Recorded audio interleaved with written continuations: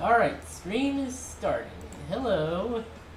Welcome back to Spyro. It's me, James, the host.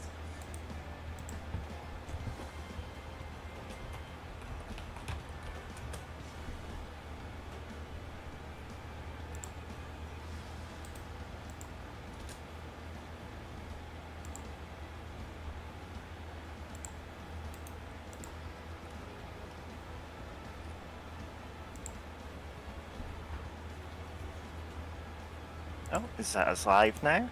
Yeah. Welcome every dragon. Time for more Spyro 3. I'm Mary the Rabbit. I'm James. And yeah. I think we're still expecting Kitty. Yeah, she said she would be late though.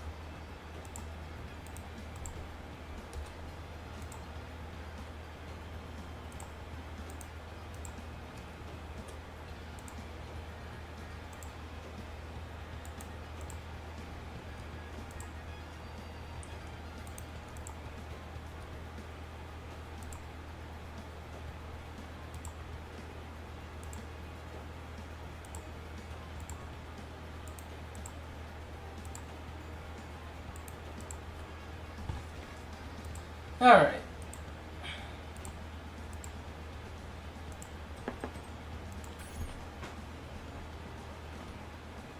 Yeah. 89%. Let's go. Let's find eggs everywhere.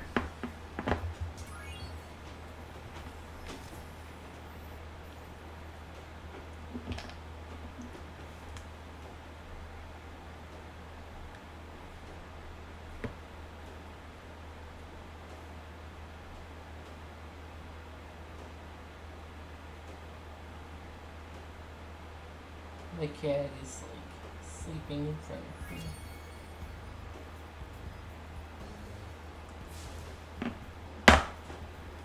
Right. I was doing the speedway level.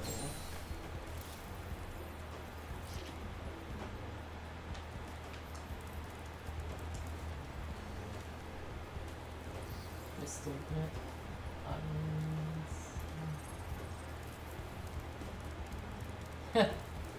69,000. That's almost my favorite number. Except times 1,000. High five. More times 100, really. Oh, times 100. God. Really not. There. Okay.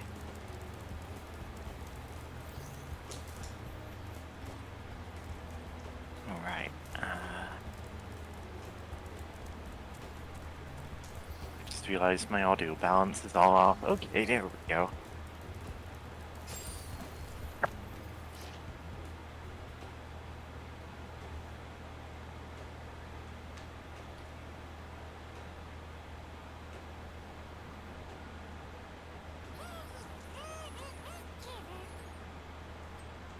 Raise the Bluefoot boobies. Where's the boobies?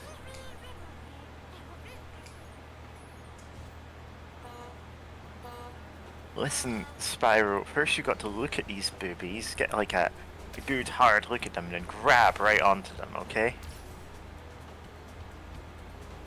I'm not gonna take that joke further. Like, God. Chase the boobies. It's a perfectly fine word to say. Yeah, Spyro dissolves in water. Yeah, it's like a normal animal, like a tit mouse.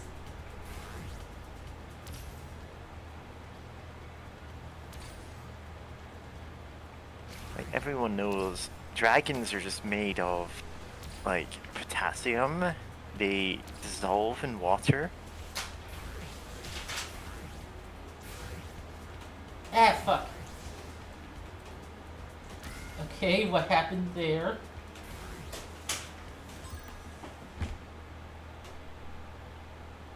Huh. Okay, just something fell over. Yeah, it's just a ghost in your house. Don't worry about it. Yes, I think a Bluefoot movie's in my house. Yeah.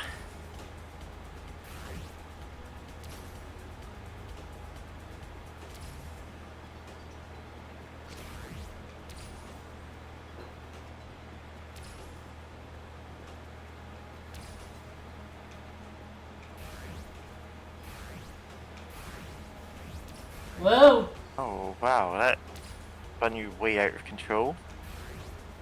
Yeah, I don't know why that happened. Ah, Zooming top speed into the water and immediately dissolving. made of sodium. Why do you think Yeah, you breathe sodium. fire? Yeah. Sure, okay.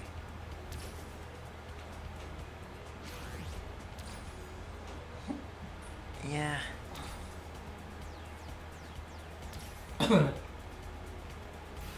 Sonic and Spyro shaking hands dissolve immediately in water. Sonic can like survive in water for like a minute in the 2D Yeah. games. Like, in the early Sonic games, yeah, he did actually survive underwater for quite some time. But when it comes to, 3D games, they made it a point of characterization Sonic can't swim. At least at some point. Not quite sure exactly when that happened. Hmm. Man, I just heard a little bit of my own voice when I was loading the video so I could look at the chat, and I'm like, man, I sound completely different from how I used to sound.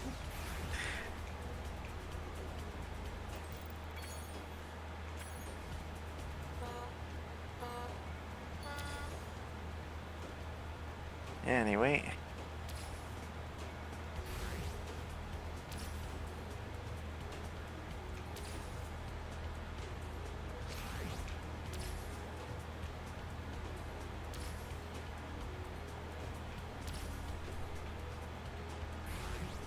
I do also think it's funny that Garrett, the like titular thief from the Thief games, forgets how to swim after the second game. In Thief Deadly Shadows, he just immediately dies if he touches water. And in all fairness, like, the underwater parts of Thief were never good. Yeah, they were pretty tough. Yeah. I'm just saying, hey, we're not doing that. Like, water is just an impassable obstacle. That's fine.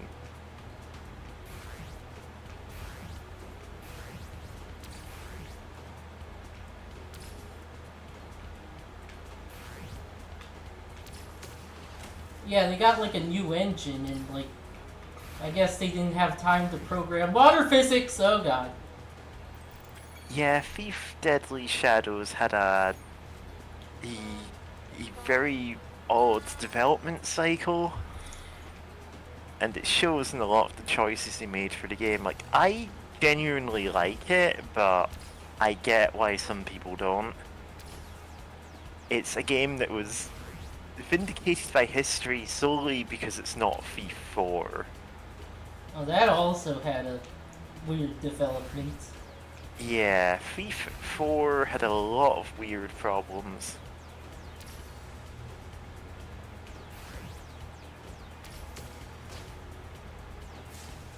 That was the one that was just named Thief. in the way that like a few franchises just drop all subtitles and have an entry that's just like the name of the game or the movie. It also like tried to put the 4 Oh somewhere yeah, in like fourth. They put it in place of the E sometimes, but officially it's just called Thief. yeah, the E didn't really make any sense either. Yeah, so the first one is Thief the Dark Project and Thief the Metal Age, Thief Deadly Shadows, and then just Thief. And the inevitable Netflix series is going to be called Garrett, or maybe The City. It's going to be called something almost non-indicative. The first episode's gonna start with him being against stealing and basically build up to like the last 5 minutes. Season where- finale, like last 5 minutes of the first season, he becomes a thief.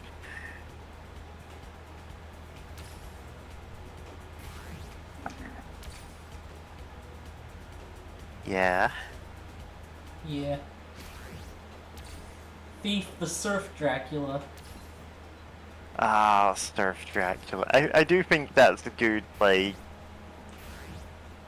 a good analogy for how these all go. Yeah. Like, so many movies are origin stories now.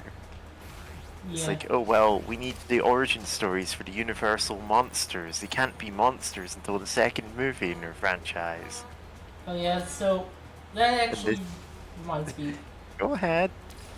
I've been playing Dragon Quest VIII off Huh. recently, and like, it's interesting how the game starts, because it starts instead of at where the story starts.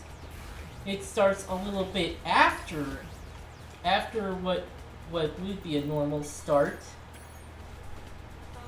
and it shows the start of the story in like a few screens and like some text, and it waits till later to tell exactly what happens, but they do say what happened before that.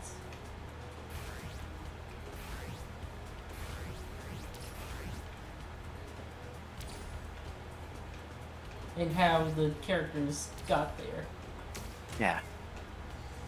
I mean, that's something like in media res. Yeah. Like, man,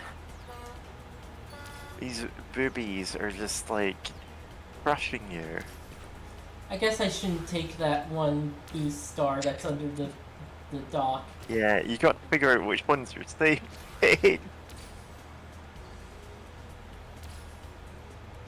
Oh. This is really just trial and error, the race, and it's like, Yeah, honestly, these races have all sucked. yeah. Man, I hate that Lex Luthor has trapped us in his maze. Oh, just barely. Uh-huh.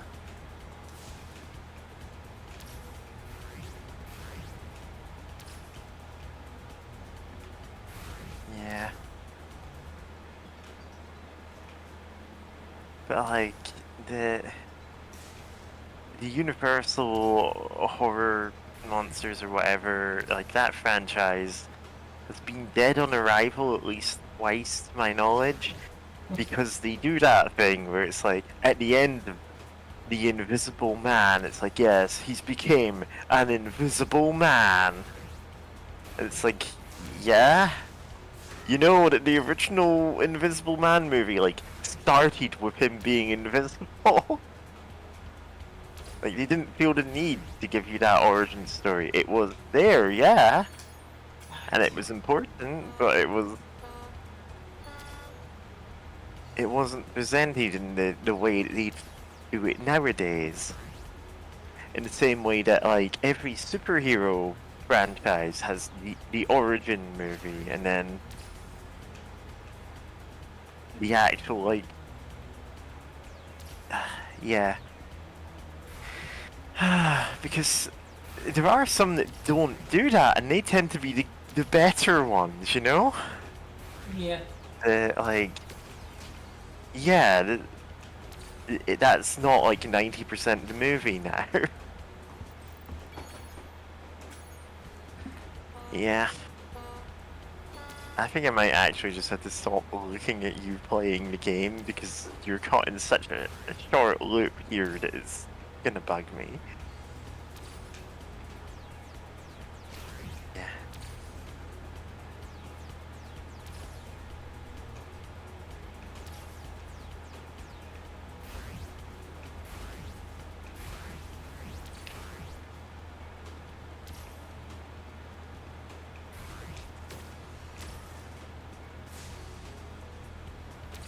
Okay, just avoiding that star. Grabbing that one. God. Okay. Okay.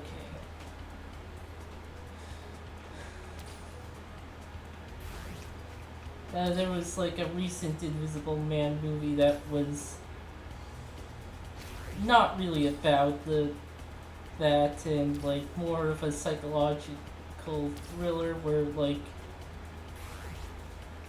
this guy comes across Yeah, go ahead. this guy basically comes across an Invisible Man suit and like stalks a woman.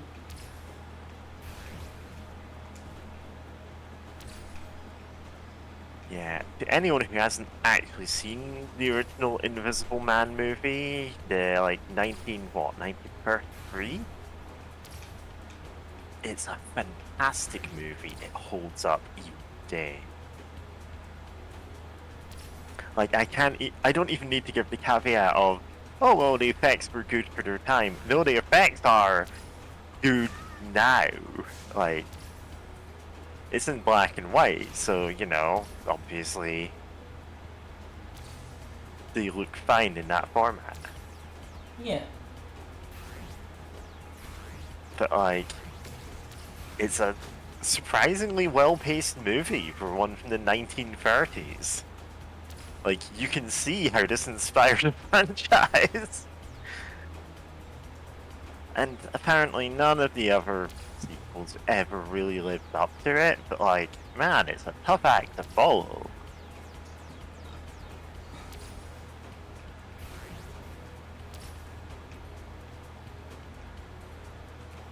Like, Claude Rains gives the performance of a lifetime as the voice of the Invisible Man. Like, he was born for that role.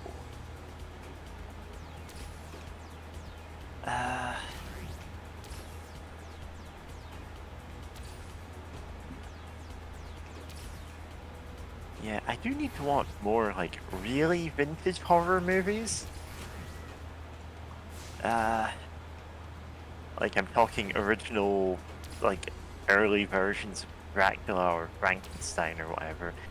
I do actually need to properly watch the original Night of the Living Dead at some point, because it turns out I've not actually seen that original one.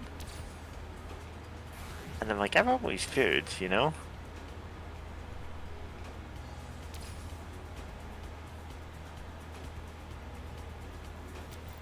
Alright, I did it!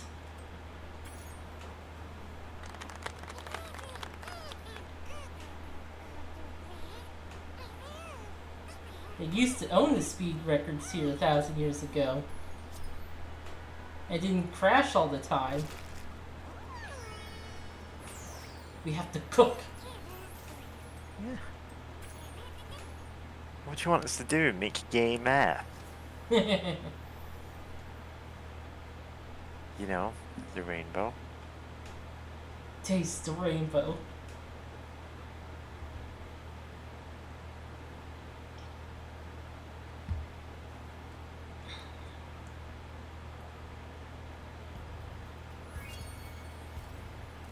Okay. Now which levels outside of Speedway? Oh, this is skill point.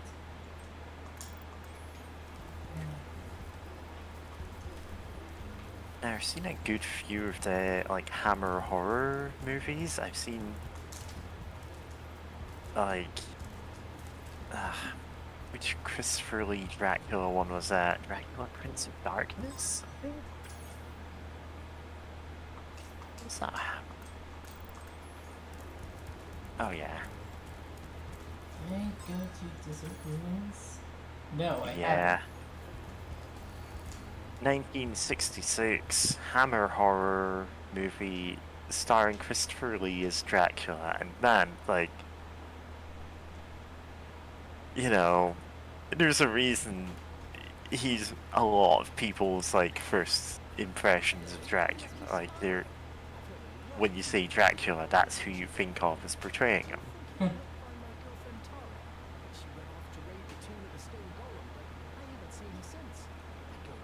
Oh, I get it. It's a Tomb Raider joke.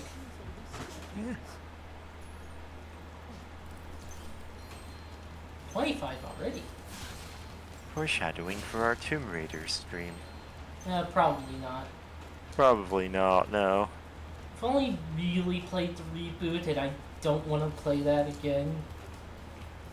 Yeah, I'm actually not that much of a fan of the original set of games, and I never played any remakes. Remakes, reboots, whatever.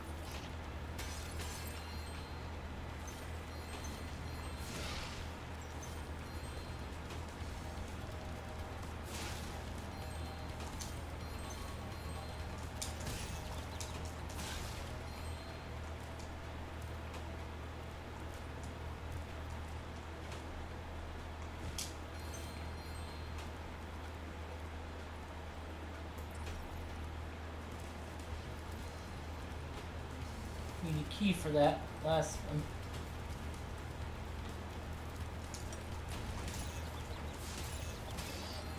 Oh man, those heat flames, man.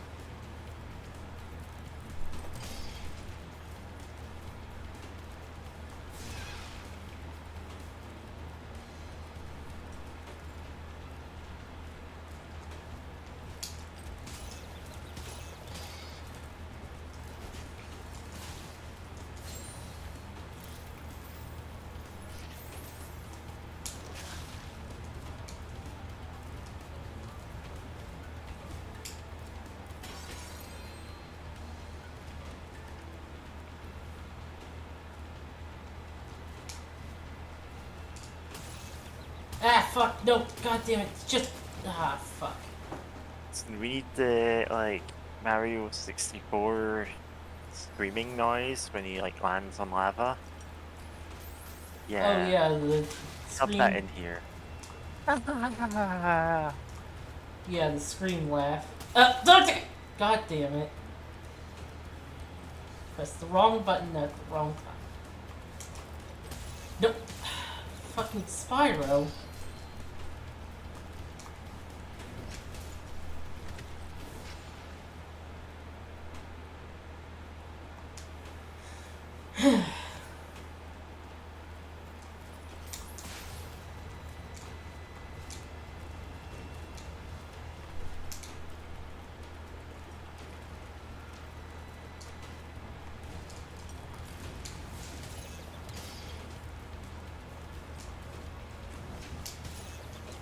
Dang it.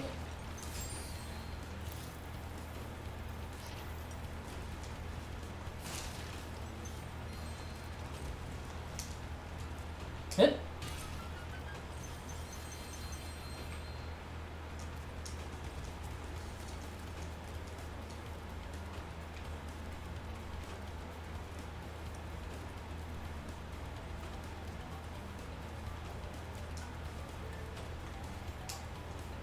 Nope, that's a little too high for me. Yeah, Mario's,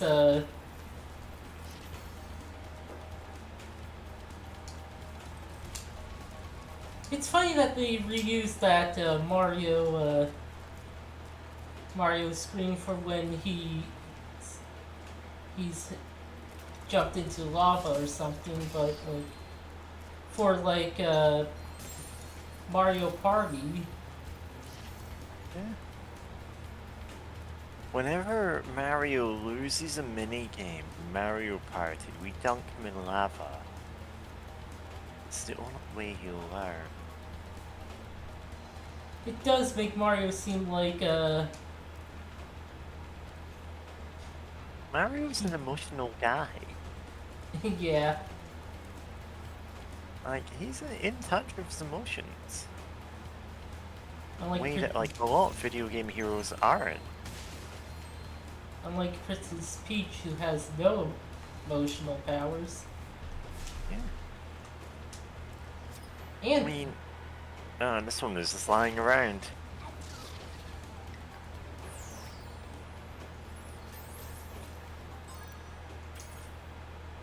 give me a hand. And yeah, Rated Tune is the other one.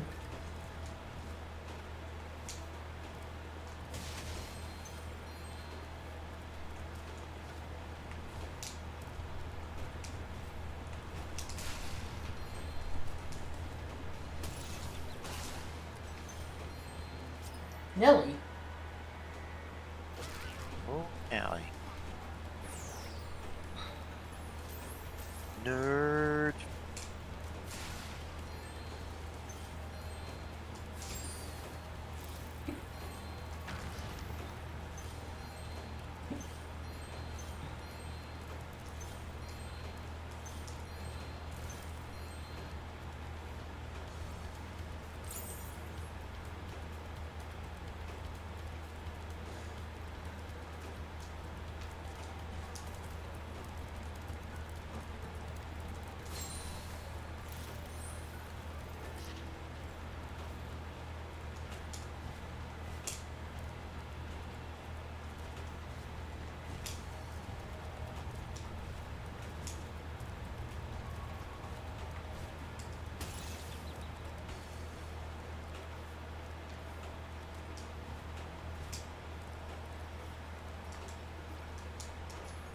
Sheila. Hi, Spyro. Haven't seen you in a while. I'm just off for a bit of a walkabout right now. You know, sometimes you just long for the simple, old-fashioned pleasures of yesteryear, don't you? Oh. It's that. Yeah. We're in 2D now, I hope. I hope this isn't like the kind of 2D where you can get off plane like Bad Rats. Nah, there are genuinely good games that do the 2.5D thing. Like, Bring back Klonoa. I'm waiting. yeah, I was about to say, Klonoa. Yeah. Klonoa's a franchise that hasn't had a whole lot of love from developers, but like... That is true, it is Bandai Namco. Yeah. It's certainly unlikely. Yeah. Oh god. Foreshadowing for the Lester's unlikely. We're not doing that. I hear Lester the Unlikely isn't as garbage a game as it appears at first glance, but also we're not sticking around to find out.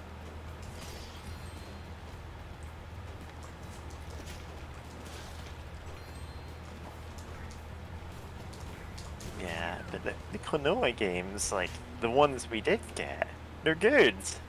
You know? Yeah.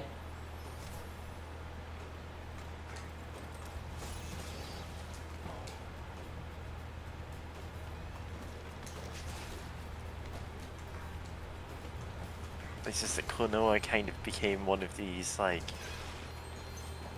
these franchises where they never actually release games for it.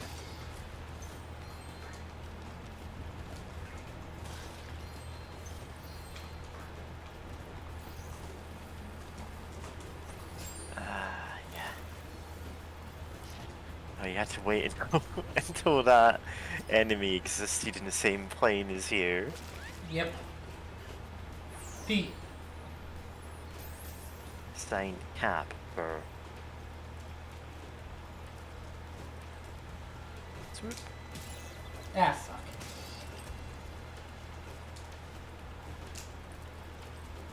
Yeah.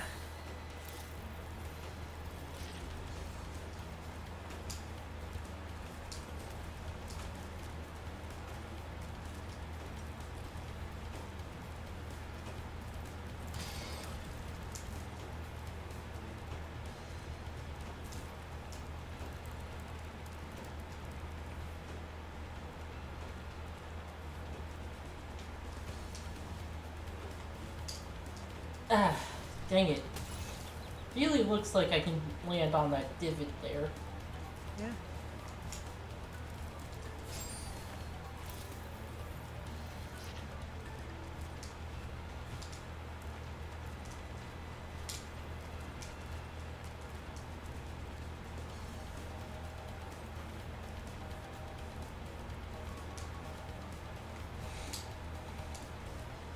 Ugh.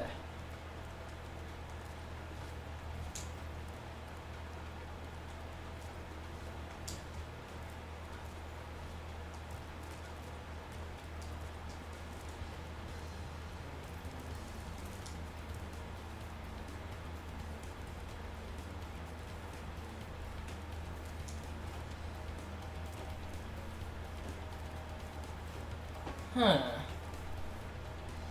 How am I supposed to get on there? Is it really just do platform right? Yeah. Looks just Do platform better. Yeah, that hitbox is not where you think it is. I wonder if like I jump onto that part, it Maybe. Maybe from that angle. Let's try. will. Oh man. Into the acid you go.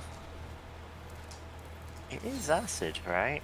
I think it might be Nickelodeon slime. Oh man. We're gonna fall in the slime and it will ruin the spyro puppet and then we won't be able to finish the show. This happens to my cousin, Skeeter. Is it cousin Skeeter? Yeah, I think that was the show. Cousin. Here. Slime. I have no idea if it's true, however. Like, wouldn't they make several puppets if that was the case? They would probably have plenty of puppets. Yeah.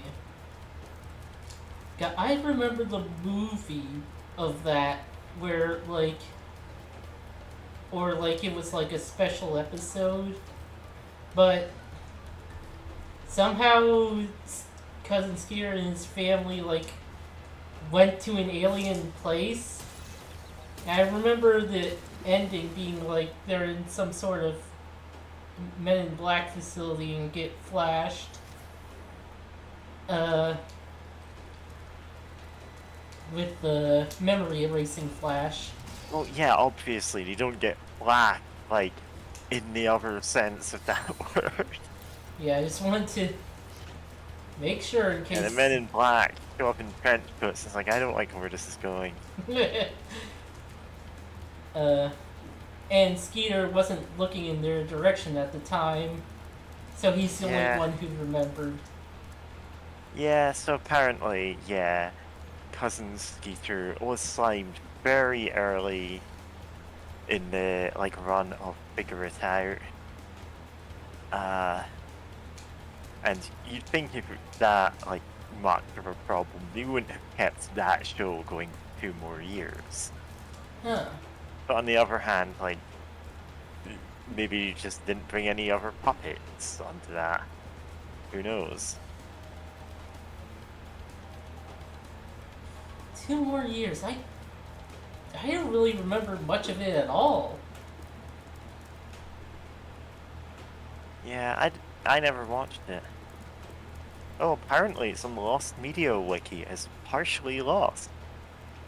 This can mean anything from missing, like, a couple of promotional, like, you know, just ads for the show, or it can mean missing half the series. So let's see how much they've lost.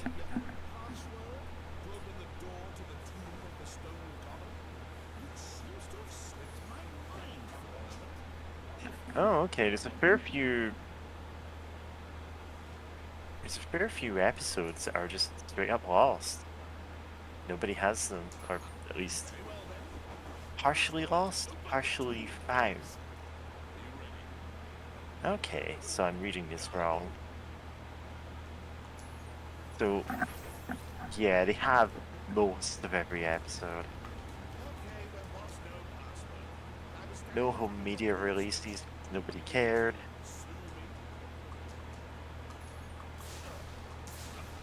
There's no wall switch behind them, by the way. Yeah. By the way, Moneybags, if you have those Cousin Skeeters episodes, you can sell them to me. That will cost you.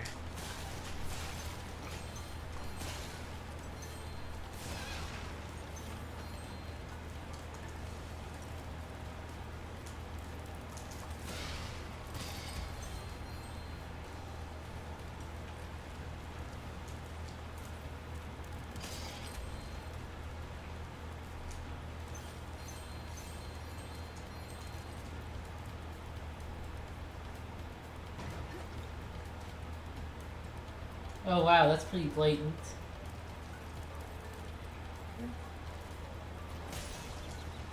So yeah, Cousin Skeeter was one of many shows I never watched, so I only know of it through the urban legend.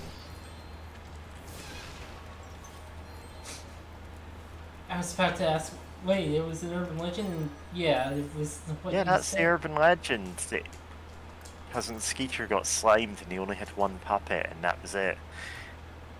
Presumably, they had multiple puppets, because why would you only have one? Like, there's not just one Kermit. Well, yeah, according to all the continuities, there's not one. Oh yeah, into the Kermit first, I know.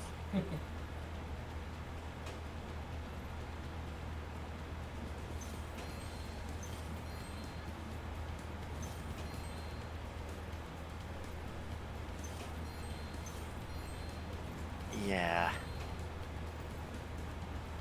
So it is just pretty unlikely they only had one puppet for filming, just because accidents happen on set. And, you know, you need, like, oh, someone spilled a drink on the puppet. Okay, let's swap out the backup one. While we do the cleaning, you know? It'd be a very shoddily run show if that wasn't the case. Although, now that I mention it, I can think of exactly one instance where, like, a puppet on a TV show was completely unique and, like, irreplaceable. That was Chameleon from Doctor Who. Who was, like an animatronic puppet. A one-of-a-kind animatronic puppet, with, like, whose creator had, like, this big keyboard for, like, doing every action that Chameleon did. And to be fair, this was, like, really impressive tech for the time, and became, like, doubly so when that creator died and took all the secrets of how to operate the puppet with him. And so they were left, like, with the bare minimum of actions that you could actually reliably replicate on film.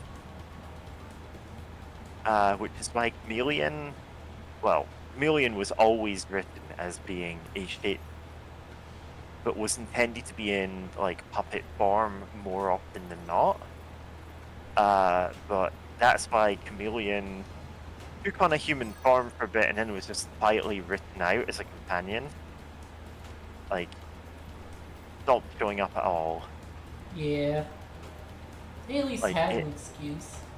Yeah, impressive character, cool idea. It just didn't survive past the operator dying. Chameleon Doctor here. I can see. I'm gonna post a picture of Chameleon. It's like a humanoid puppet. It's like a robot guy.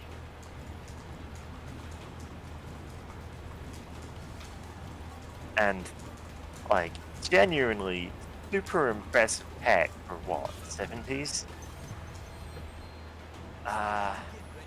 Maybe the 80s actually.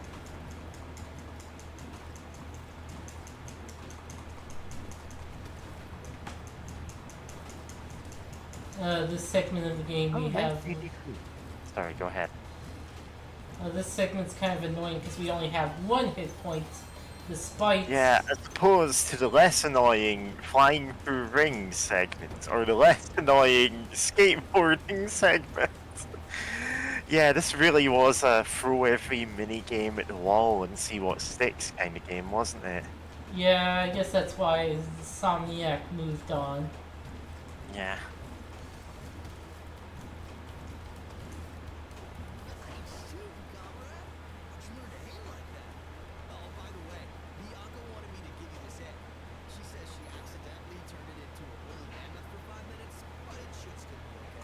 Yeah, I think she just made that up. Because she wanted to sound more impressive to Hunter.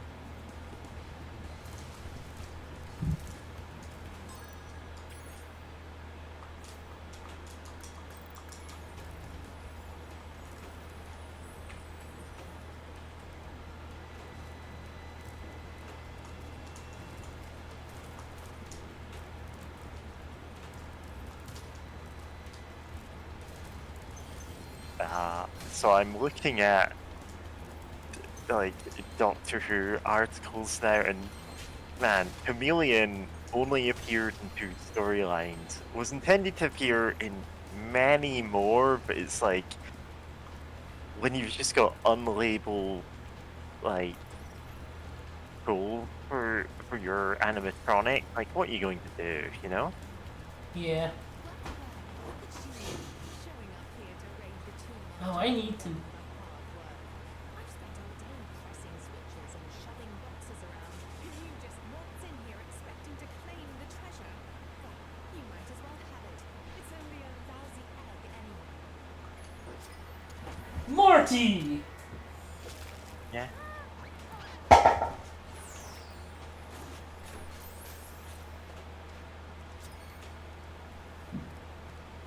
Yeah, like genuinely, like you look at that, you look at Chameleon and you go, "Oh, that's just a guy in a suit." It wasn't. It was a like a fully functioning puppet. It was just, yeah. I'm sure Bad Space King would have more to say about Chameleon.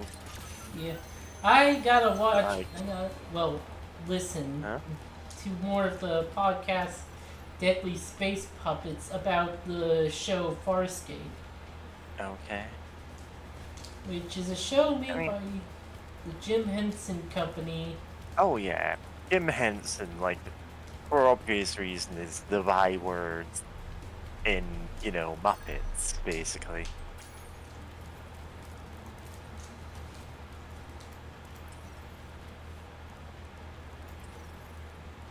like, so for extremely weird reasons, I ended up watching the Five Nights at Freddy's movie on 2 separate occasions last week for completely different reasons. Oh, there's. But yeah, that is actually, it's super impressive that they barely used any CGI in that. It's mostly like actual animatronics. There's only a couple of shots that they have CGI for. Like, you can tell if you're looking out for it, but honestly, it's not that glaring. It all fits together very well. Like, obviously, gonna give my usual thing of never do anything that gives money to the original creator of Five Nights at Freddy's. Don't believe his lies.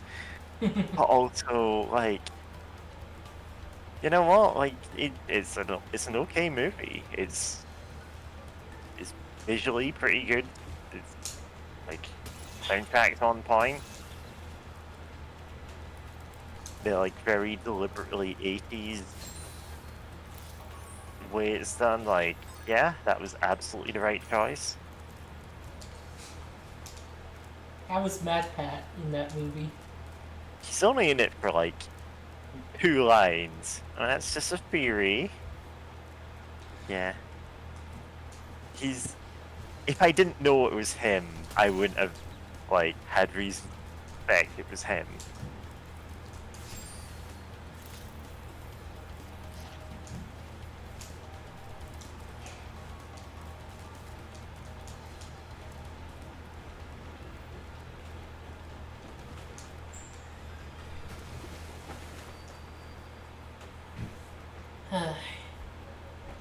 And it's a shame they didn't actually manage to get Markiplier for the intro, like for the security guard who dies in the first minute of the movie, because it would have been so funny. Yeah, well, Markiplier's actually making his own movies. Yeah, he was too busy promoting his movie about the submarine in the Ocean of Blood by killing 5 billionaires. I know, he didn't actually do that as a promotional thing. He was not to blame this time. This time. Yeah. Listen, if Markiplier has a body count and it's all billionaires, I'm like, you know what? Sure. Let him free. Yeah. If that's a crime, we should all be guilty of it. Like, yeah, he was off filming Iron Lung at the time. Was it Iron Lung? Yeah, that was the submarine in an Ocean of Blood movie. Oh yeah, And that's why he wasn't available for filming. yeah. And it would have been such a fun, like, gag, you know, just to open with. But, you know, it's fine they didn't. They make a second NAF movie, absolutely murder him at the start. Yeah. Iron Yeah. Lung, well, the original game was like made by one of the Samansky brothers, who make like several well-received games, including tying it back to the Muppets, My Friendly Neighborhood, which is a survival horror. But yeah, obviously it's a survival horror where your neighbor puppets try to kill you. Like, I'm just guessing it. It's Sesame Street, but everyone's out to murder you. Yeah, kind of. Yeah. Just once, I'd like to move into a street full of puppets who weren't trying to murder me. Come on, fucking. What am I doing wrong?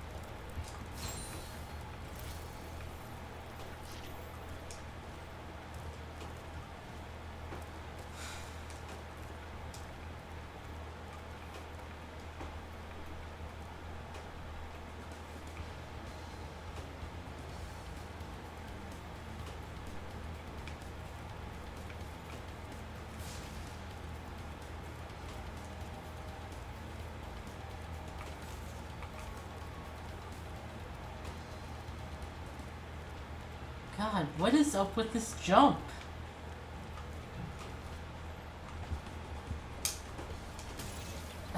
Held triangle too long.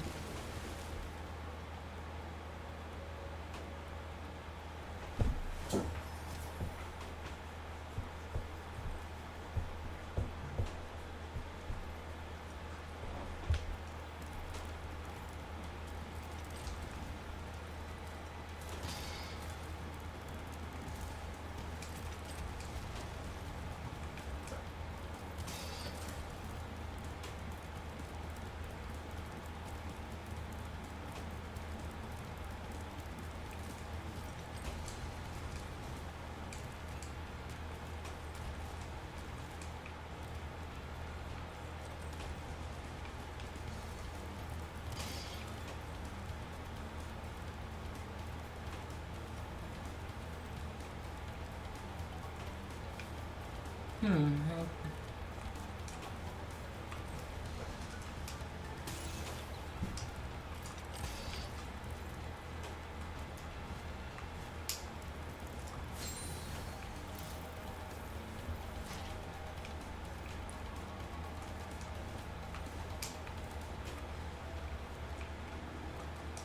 Hmm.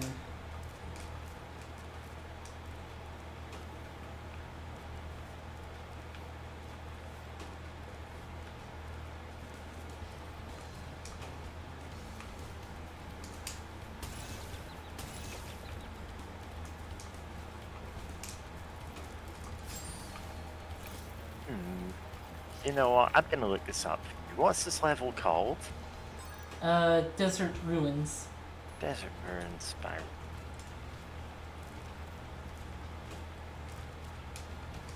Right hand.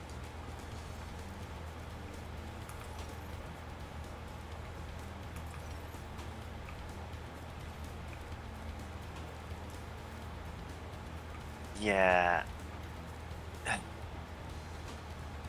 So, what it says in these comments is, yeah, you need to jump right at the edge, glide right at the peak of your jump, and flutter at the exact right time. So it's just like, dude, I guess. Yeah. This is such a stupid jump. God, I wonder if it was as hard in the original. Yeah.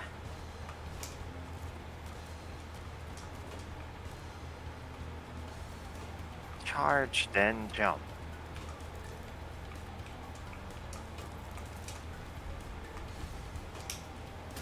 No. That wasn't really any closer. Charge, jump, glide, hopper is like, no, this is what you've been doing.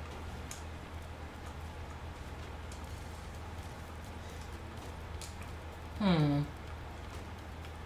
Even with a full run up, yeah, you're not really doing anything Oh, else. there it Okay, goes. I guess it just works. I wasn't holding charge when jumping. Okay. Uh, Well, that's this world's done then. Let's never come back. yep.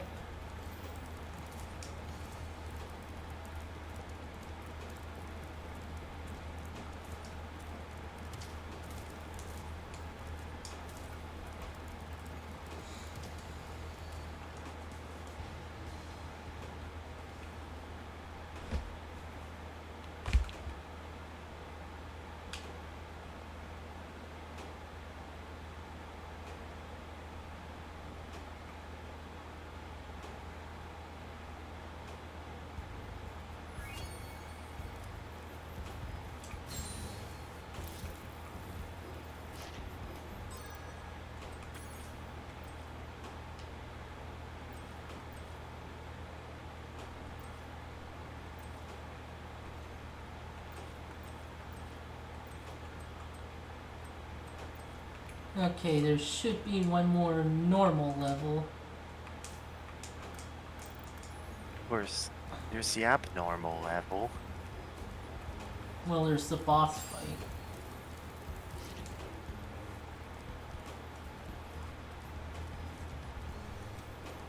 Haunted Tomb.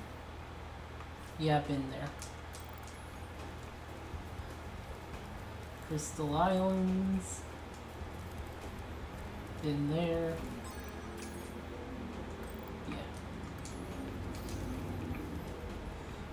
That might be the last normal level.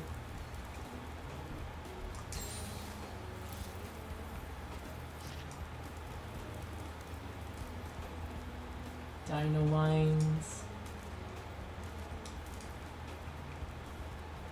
Sorcerer's Sphere.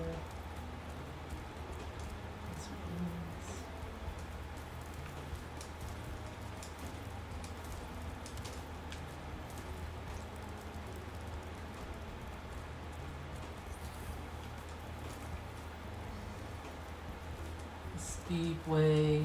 Oh, well, there's the Sparks level too.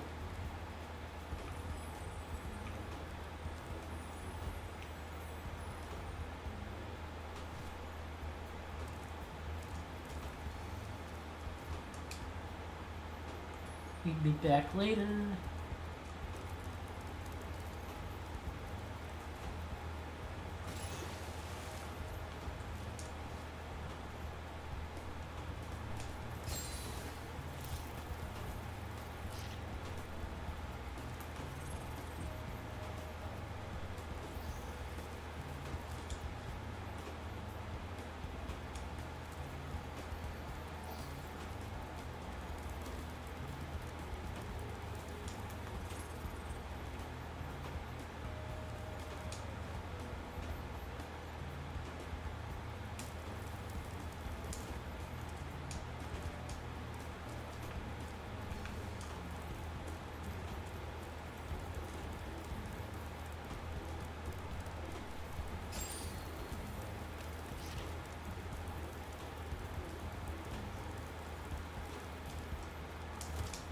Okay, I guess we just have the boss for now.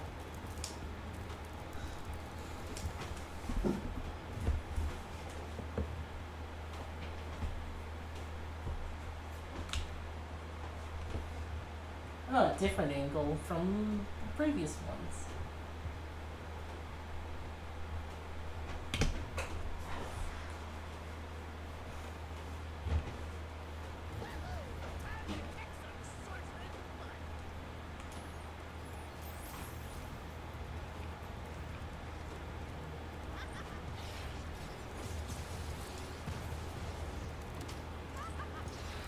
Okay, that doesn't work. For arbitrary reasons, I guess.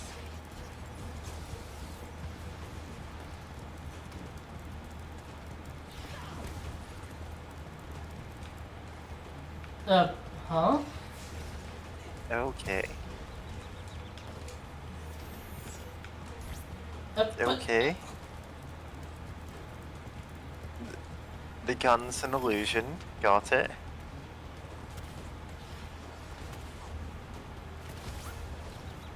Oh, got her once. Okay. I don't know why cannons are just dropping down, but sure, why not? Oh yeah, you can see Agent 9 shooting them. Alright.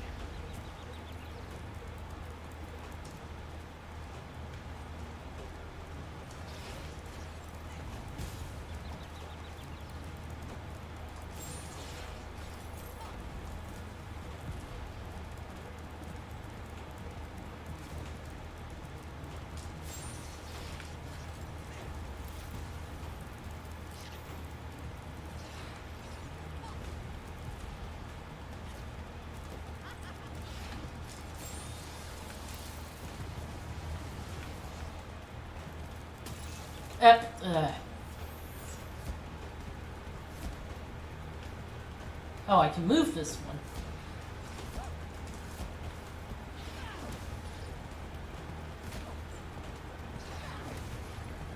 Dragon Tank, like in Chrono Trigger.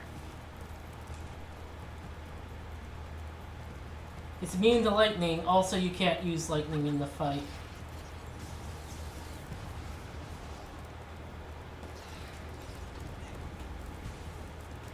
I mean, in Chrono Trigger, that's relevant, because you do indeed fight every boss again later. The boss rush is like a thing in the game, and a lot of the stuff in the early boss fights is only there for flavor. Like, you don't have access to some of the things they have weaknesses to or resistances to, you know? Yeah. Yeah. Although, I'm reminded of like a guide for like Secret of Mana, which like talked about certain boss weaknesses, but that was like before you could get certain spells and before, and I don't think those had like refights.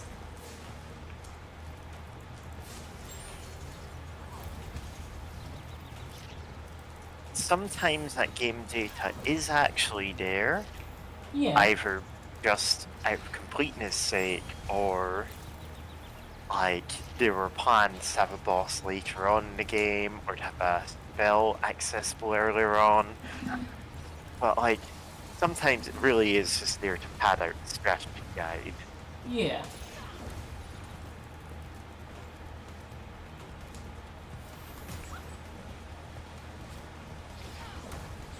Oh, this has tank controls.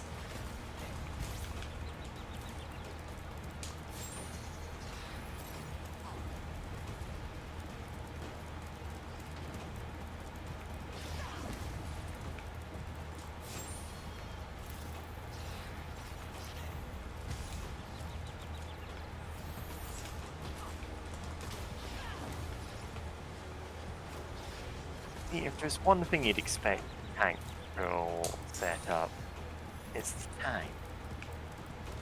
Yeah, not these weird hovercrafts. Yeah. I mean, close enough.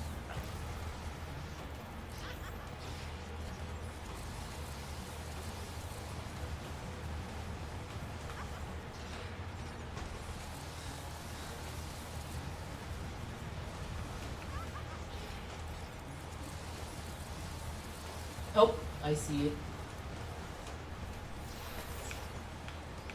Oh boy. Well,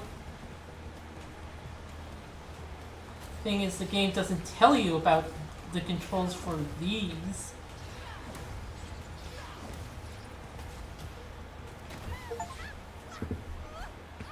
The, okay, I guess that just happened. Well, that just happened.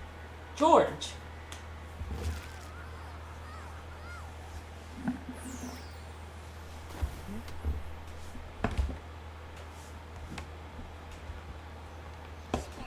You just defeated the sorcerers, rescued the dragon eggs, and restored freedom to the lost dragon worlds. What you plan to do next? Perhaps a nice vacation in dragon shores? You're a real comedian sometimes, Bentley.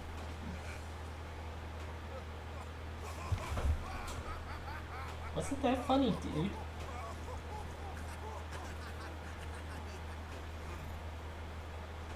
know, I still have to find the rest of the dragon eggs. Plus, Hunter seems to have disappeared again, so I should go make sure he's not in more trouble. No, it's fine. Seen him, have you? He's fine. This ain't about him. If I do happen to encounter him, I will most certainly inform you immediately. Please tell me you killed him. Yeah, like, those are words from guy who has just eaten the hunter. Dragon worlds, but somehow I ended up here. Maybe my coordinate tables are out of date. Yeah, by 1,000 years. That would explain why the book was so cheap. So now that you're done saving the world again, will you visit me in Avalon? Sure, Laura, but I still have to find the rest of the eggs. Well, Hunter's disappeared again. Did you say Hunter? No, I didn't know. I just sneak off with me. Here, age of 9. Isn't that a rhyme knock over in those bushes? Alright, knock. Let me at him. You want a piece of me? Right on. Let me at him. Let me at him. I'm sure Hunter is in good hands. I'm sure he will turn up soon. Promise he'll come visit Avalon soon, okay?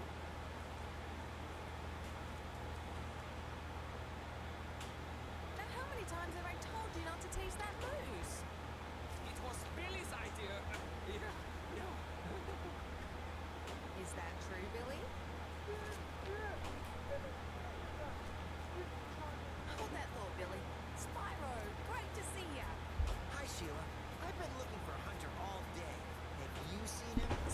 long Sorry, ending. Spyro. Hunter made me promise not to tell you where they went. Hey. You didn't hear anything from me. Oh no. Oh no, no, no, no.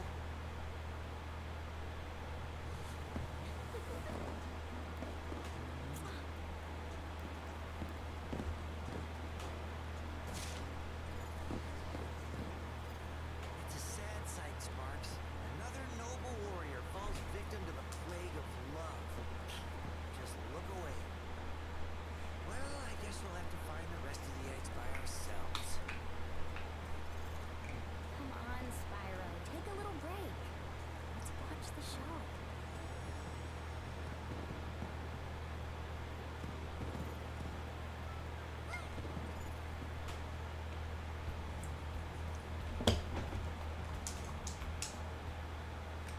Okay, yeah, we got it. We can continue.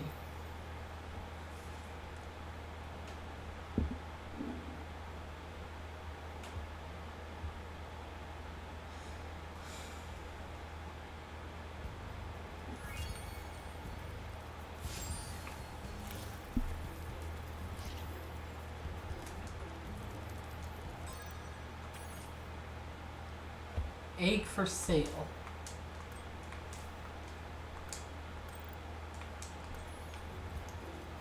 Oh, there he is. Don't worry, Spyro. I won't be needing any more of your money. Now, don't be so surprised. I found one of the dragon eggs.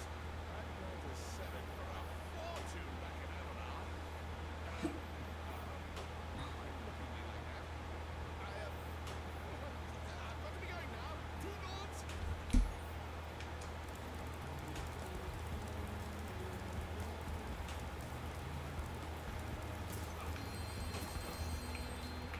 Oh, this is the revenge portion of the game. Objective. Kill money bag. Finally, they've given us what we wanted.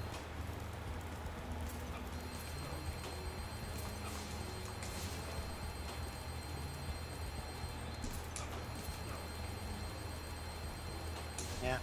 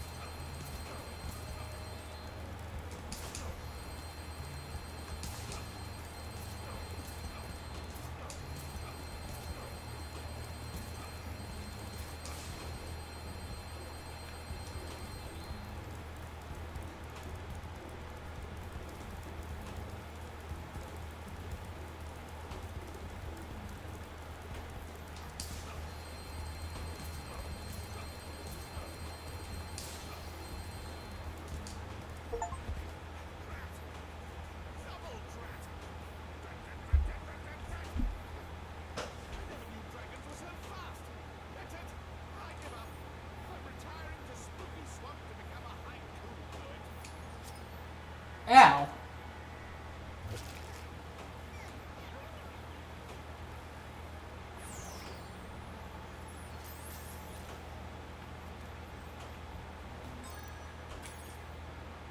Oh, nice. 111%.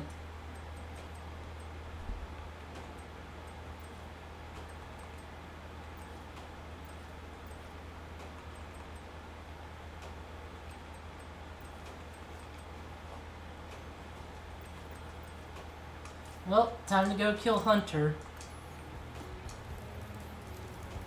Yes, the last loose end to wrap up.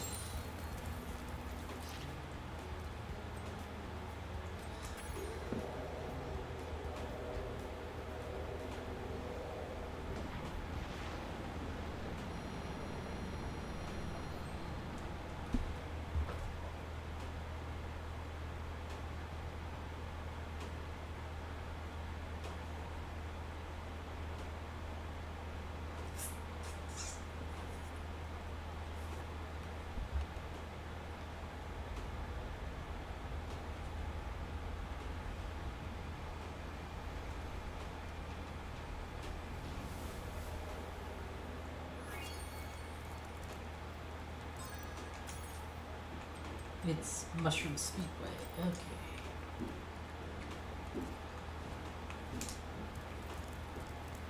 Do you like the active camera? Stop asking me that. We're like 90% the way through the game. Please stop trying to change the camera mode.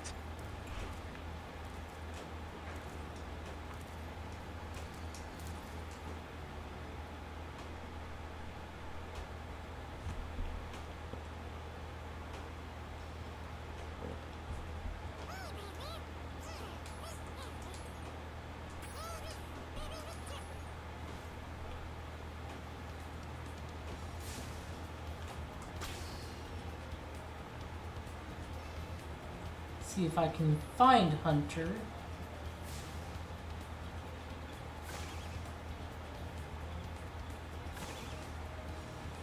Because I noticed in one of the earlier Speedway levels, I saw like a sign with Hunter's face on it, so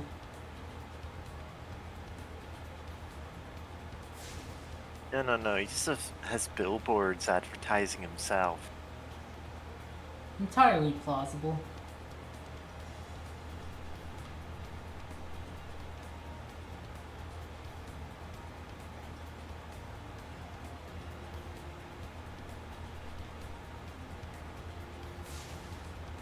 I live. Hey, kitty. I Lives.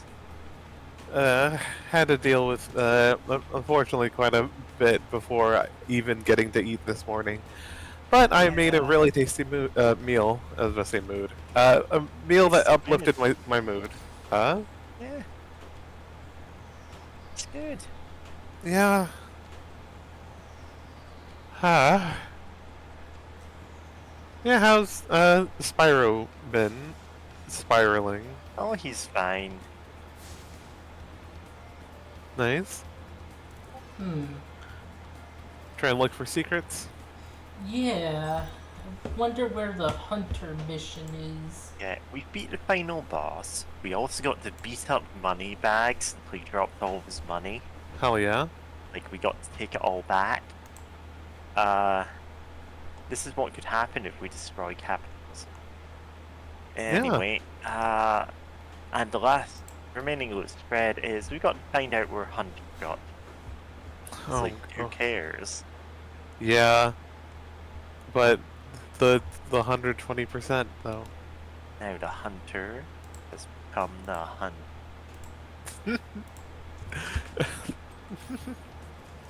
Yeah? Oh yeah, I should open this in,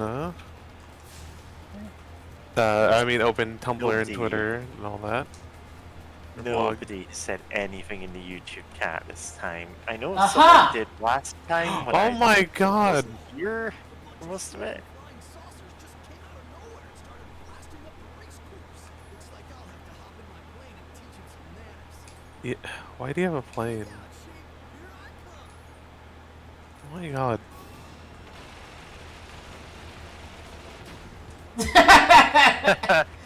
Yeah, this is canonical death of Hunter. No, it's not. Okay. Tragically, it can't be. Here's what would happen if Hunter was killed in a barrage of baseballs. That's such a good Simpsons gag. Yeah. And like, back when Danganronpa was still like a semi-active fandom, I was so tempted to take that audio clip and put it on, you know, the scene. Yeah. Yeah. Yeah. You know what? I don't think it's spoilers at this point to say in Danganronpa 1 there is a person killed in a barrage of baseballs. Like, this is just normal for Danganronpa. I still wish it was a better series. I wish it was better than it was, because the bits that are good, and then it's like, oh yeah, they really did some of these characters dirty, huh? Yeah, and just like even as you know, a kind of like murder mystery game. Like Yeah, the first never the quite first was- killing is like, oh, it's like you're like, oh man, how the hell do they do this? And then when you figure it out, it's like, oh yeah, you're in a school of people with the ultimate of whatever skill that they're They like never the quite thing. And then do it that. never comes up again. And it's like, what do you mean it never comes up again? You have this great setup that you can do some real brain teaser, real really makes you like Yeah, have to there stop and are think. some ones like that in the sequels. Like there's some decently clever ones in Danganronpa V3, but like that game also has its own problems. Yeah. Like, not gonna lie, it has problems. Oh no. Yeah, it seemed like sounds like the plot was kind of made up as it went along and just Yeah. parts forgotten about. I wouldn't be surprised. To be fair, Danganronpa V3 kind of does that deliberately, but also doesn't quite pull it off.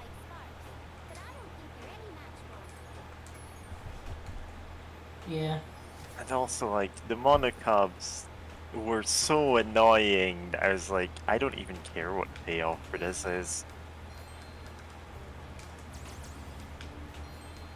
Like, spoilers for Danganronpa V3. If anyone doesn't want to hear this, we're probably going to be talking about this for like not much longer, but like, so the monocub, like the 5 like annoying stand-ins for Monokuma, who are Monokuma, like, kids. They're little bears. They each have one personality trait. They're annoying as hell, and one of them dies in every chapter. Like, they just gradually get killed off until there's none of them left. And like in the final chapter, like Monokuma goes, you know what? We got hundreds of these. I'm just gonna bring back a new batch. Here we go. There was literally no reason for us to kill them all off so slowly.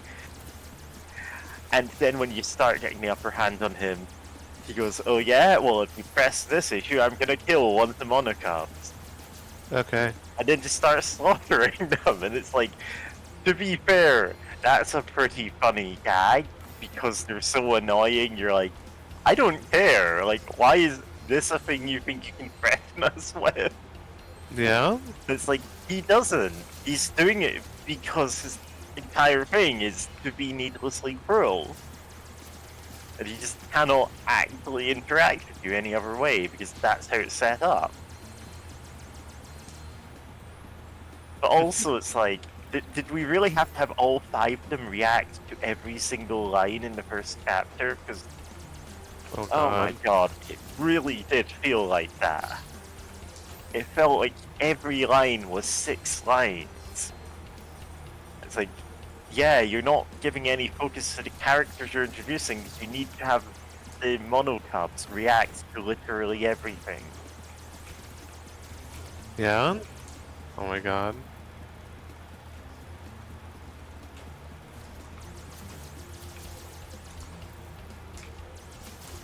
Oh.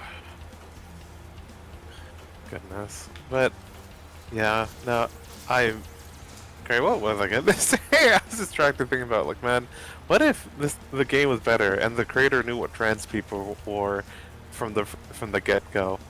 And Things that like could also describe Persona 4. for real. That one, like, I remember. Like, that is the most trans mask coded character there is. Yeah. It's like, it's so wild that it's like, oh no, actually they just end up being a girl getting it. And like, wait, isn't there also the one guy who's supposed to be gay? Yeah. And then it's like, oh, Andy, and a big part of like him accepting himself and his like fight against the shadow is realizing that he's not gay. He's like he's bi, and that's like what is Oh, okay. really troubling to him because he doesn't want it having any attraction to guys at all. At least I think that's what was going on there. Again, not Yeah. exactly well written. Yeah, because I know. There's enough potential there that you're like, oh wow, they're actually doing something with this, and then it turns out no, they weren't. Yeah. You were giving them way too much credit. Yeah.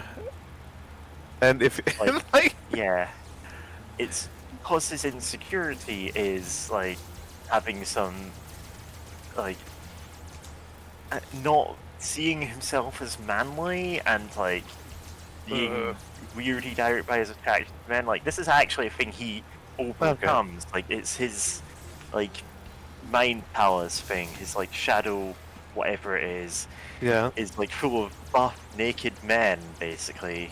That's what his shadows manifest as, just like big buff guys. 'Cause, you know, it's the part of himself he doesn't like to acknowledge. okay, but yeah, And it's like Did they genuinely actually the get to be first half of that breakthrough? game is going, oh, okay, he's conflicted specifically over a character who, as you said, you know, is very much coded as trans mask until suddenly they aren't. yeah. Which is like, come on. Like that's not even subtext. Like,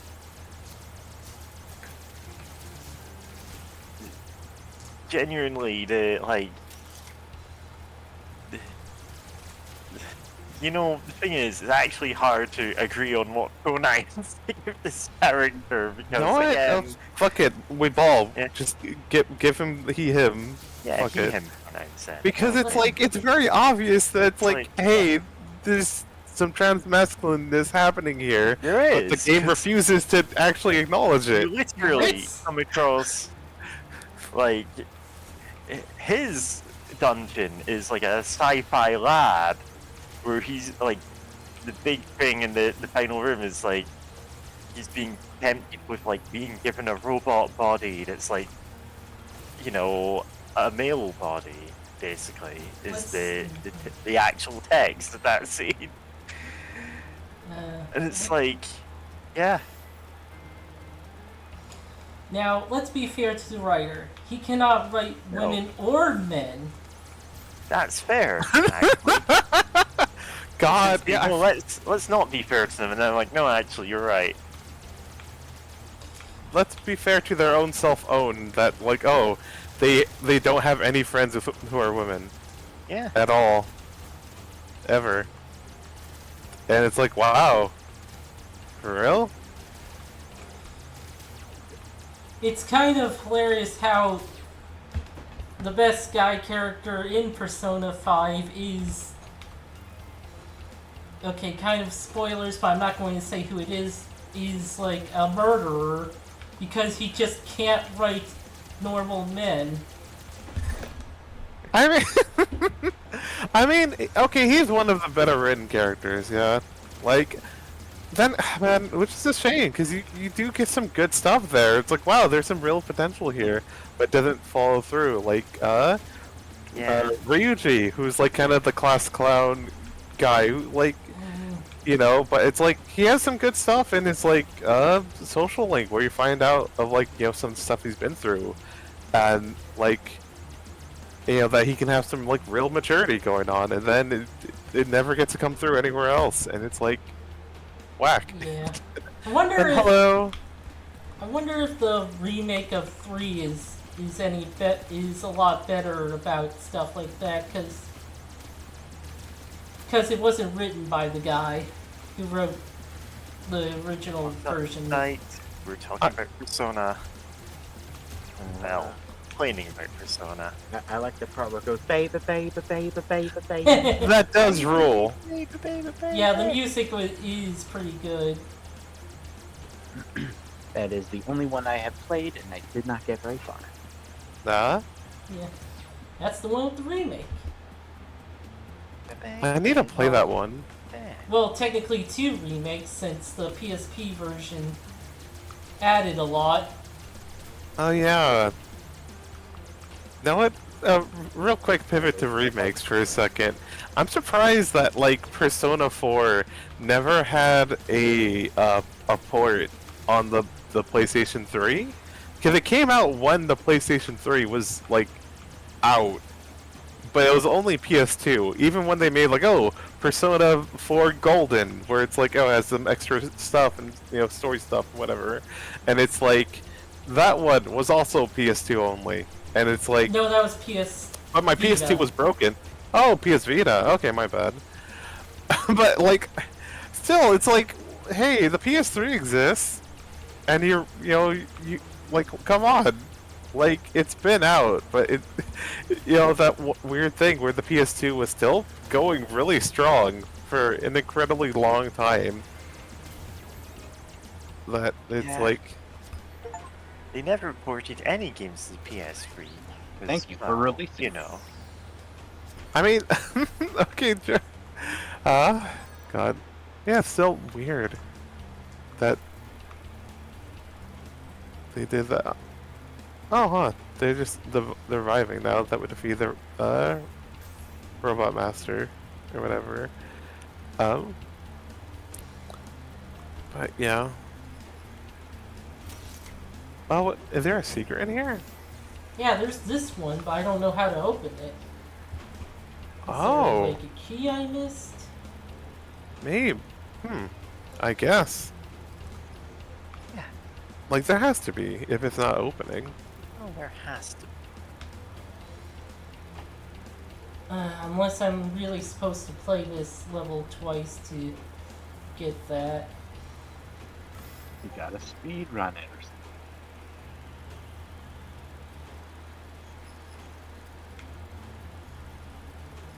Huh. That would be rude.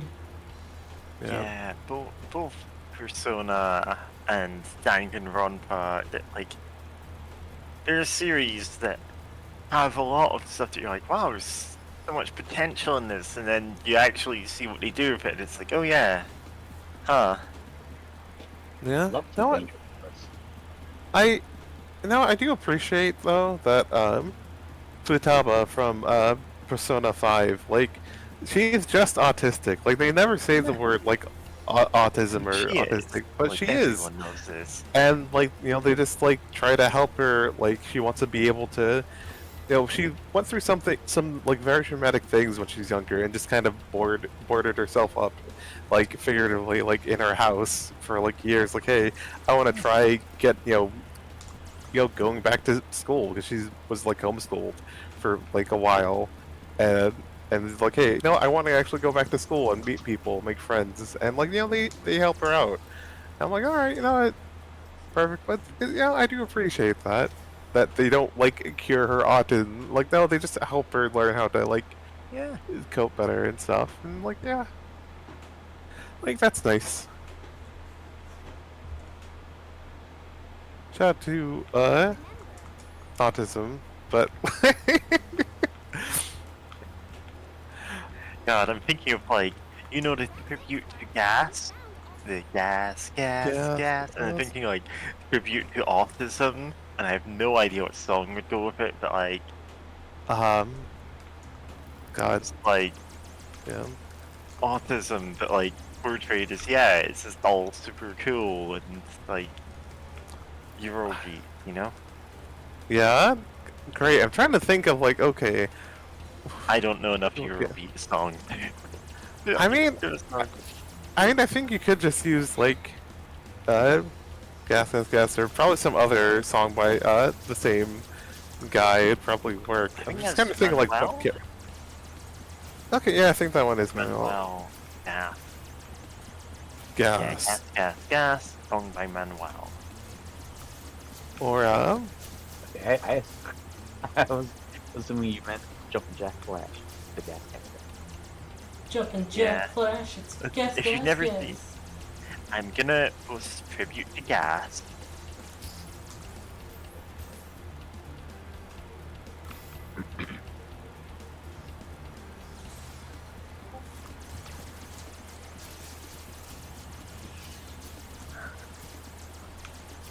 also going to post tribute to Strength, which I found like just as funny, but it never got as popular by the looks of it. No. Like, tribute to Gas was like a pretty like well-known meme at the time. Yeah. Huh. That's how it's done. Oh wait, I looked away for just a moment. How was it done? Crash into the thing with my shield. Oh, okay. Nice. But So Dungeon Meshi AMV called Tribute to Autism. yeah, I was like thinking like, okay, what characters would be in a like AMV tribute to autism? And it's like Laos has to be there. He is the autistic like biologist hobbyist, like Yeah. guinea king. Like he's so good. I'm gonna vote for. Can you say that again? I'm gonna vote for Freer. Know what? Yeah, Oh, the elf. Yeah. yeah. Hang on, I need to crank up my main volume and turn down the volume of everything but sight. It's like, there we go. I should just level it out a bit. Sorry, you're just very quiet. I That's think this because is I have my a broken headset. yeah. I ordered a new one from Amazon. They make me wait a month before telling me that they don't have it anymore. Uh-huh. So I don't have to.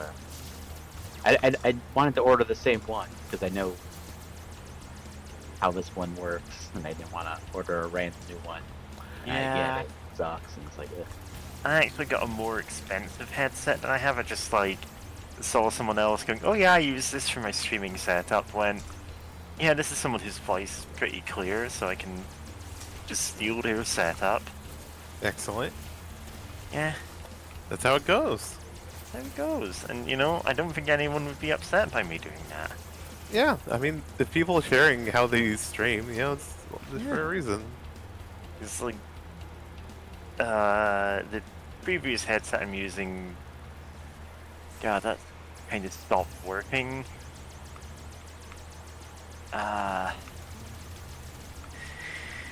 Yeah, and the one that I was using is like a stopgap one, is really uncomfortable for long-term wear, so it didn't bother with it. Uh-huh.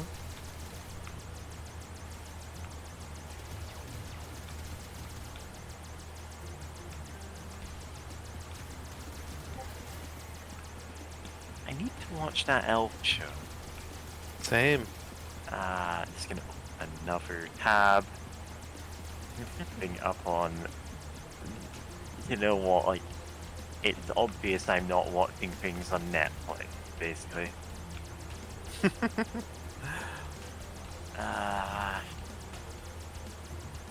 Here the dub's okay, and please think, but the sub's better. No, give me. Oh, What, that's lightning. Freer? Yeah. I do have opinions about that.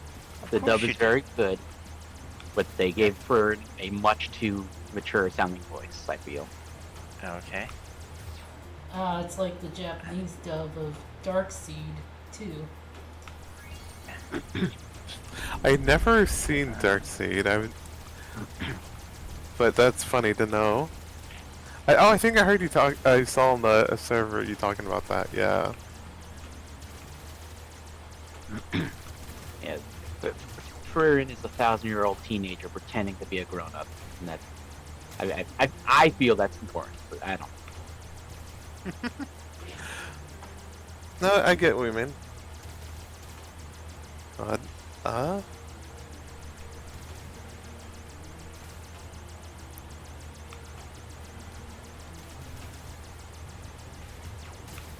No, I guess speaking of autistic characters for a second, or characters very easily coded autistic, even if it's never directly stated. I do love Fallon from Dungeon Meshi, because the more you learn about her, it's very obvious that she's she's so like her brother in a lot of ways, except like, if you get him talking, then he'll just keep talking about his special interests, and people are like, oh, this guy's a freak. But like Fallon, she's also into like thinks monsters are cool and like wants to eat Yeah. monsters and all that stuff, but she just never talks about it. So like people just Yeah. kind of, she's just like the quiet type of person where people just sort of project what they think she's like onto her.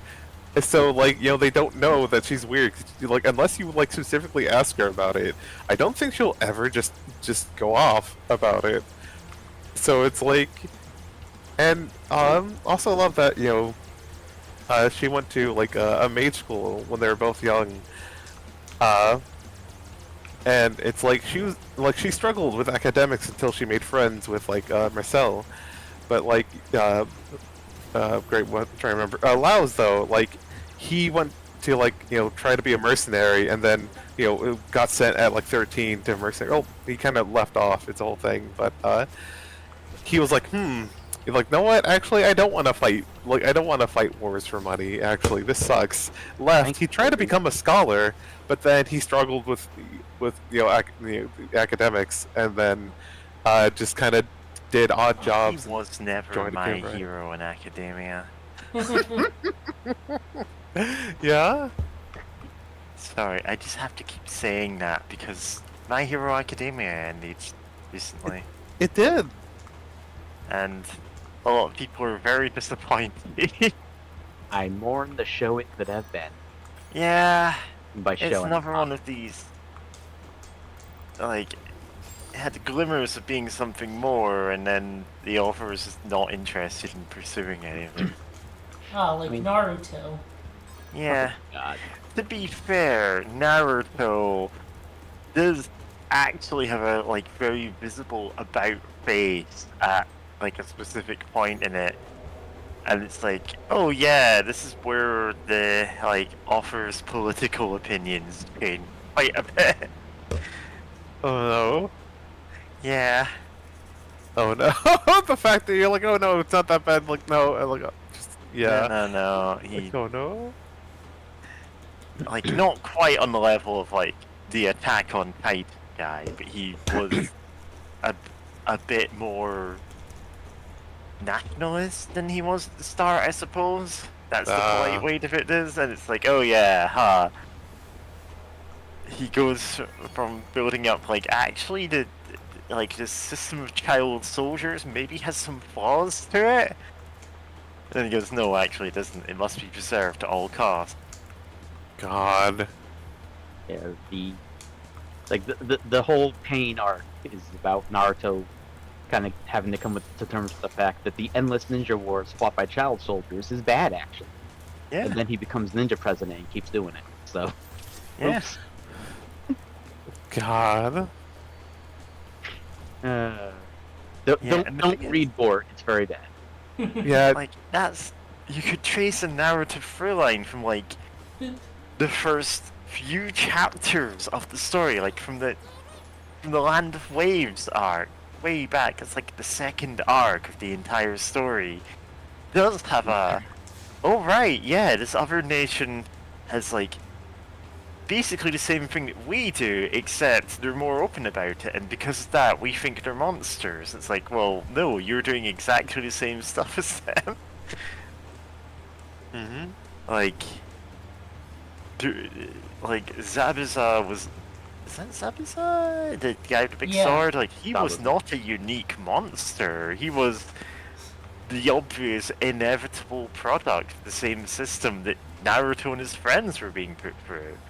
Also, he really wanted the toy Zabuza sword. His can't cut through rice paper. Yeah. I also have some strong opinions about the fact that Naruto starts as like the ultimate underdog character, and then by the end turns out no, he was the ultimate nepo baby. Yeah. Yeah, it turns out, yeah, he has every bloodline power or whatever. It sucks. Yeah. Yeah. Hokage. His mom is from this other village, and she also was like a big deal. She's super Kage. So. And also, he inherited the nine-tailed fox. It's like, At least does he have a Sharingan? Sorry. at least the nine-tailed fox thing was like one of those starting things, but like Yeah, that was his original thing. Yeah, he's got the cursed fox in him, and he's like gradually, learning how to use his power, and then it's like, oh no, you had like 4 other bloodlines. Don't worry about it. Also, Yeah. you're from the same like you're descended from pretty much every Hokage, and it's like, okay. He's like a reincarnation of. I think he's just like a kind of. reincarnation of the first Hokage, who was Oh also my the God. reincarnation of Oh my god. her sage. Yeah. Like son of it's the like- lady who invented ninjas or whatever. It's very Oh my stupid. god, the moon alien who invented ninjas. Yeah, I know. And Sasuke is the reincarnation of that guy's brother. So, they're both Yeah. the special Ninja Boys. I Also, hate Sasuke this sucks. so much. Sasuke never should have happened. Yeah, yeah, especially- despite all what the Yaoi heads may have opinions counter to that, but yeah, no, he sucks. Like what? This man. Also, why is there a moon alien that invents ninjas? Like, why do you need that? Like, Because you need a big final boss, Also, all Heck. the all the fucking tailed beasts just come from the moon. Also, of course they do, because you need, it's the final stretch. You gotta put something to really put some oomph in the story. and also, Look at. God, and also he's a half angel, half vampire moon demon. Yeah, that is pretty much what Naruto ends up being. Yeah. Yeah. Yeah. God. Then again, like, I'm also thinking of Harry Potter for this, and I know I bring up Harry Potter a lot, but like, it starts off, oh, right, yeah, nobody knows why you're the chosen one, like, it could have been anything. And then it turns out, no, he has, like, every advantage. He has a trust fund, he has... Wait, sorry, I had to comes interrupt to from a say line that of genetic, like, super sportsman. Yeah. And both Yeah. characters end up being cops at the end. God, they really do. Essentially. Yeah, I had to stop for the Harry Potter. I wanted to interrupt there because I love that the first thing you had to mention about his advantage was that he was a trust fund baby, which is like, yeah, he like, His yeah, trust fund baby who grew up to be a cop and married his high school sweetheart. God, yeah, and it's so wild because I mean, for real, him being a trust fund baby is such an event. He never has to worry about money, but like he lives with friends that very much do, and Yeah, it's like, well, a that's weird not thing. my problem. And it's like, and it's I think there was like some bullshit that he can only use it on schooling supplies or whatever, but so that's why There he can't wasn't. help. Oh, there wasn't. Then No, why you could just spend it whenever. What the fuck? Okay. Like, I was that's like, a fandom invention as well. Clearly, this is the reason why. It's no. Like, the more wow. you learn about, like, the author's own views, it's like, oh yeah, actually, no, this completely tracks. For real? It's still wild though, because I thought that was the case growing up. Like, I never got involved in the fandom of Harry Potter. I just thought that was the case because it's like, well, why can't he use it to help his friends who are like struggling? And the answer is, Yeah, Ron's, like, hand-me-down wand gets broken at the start of his second year, and Harry's like, well, this would cost me like $10 to fix.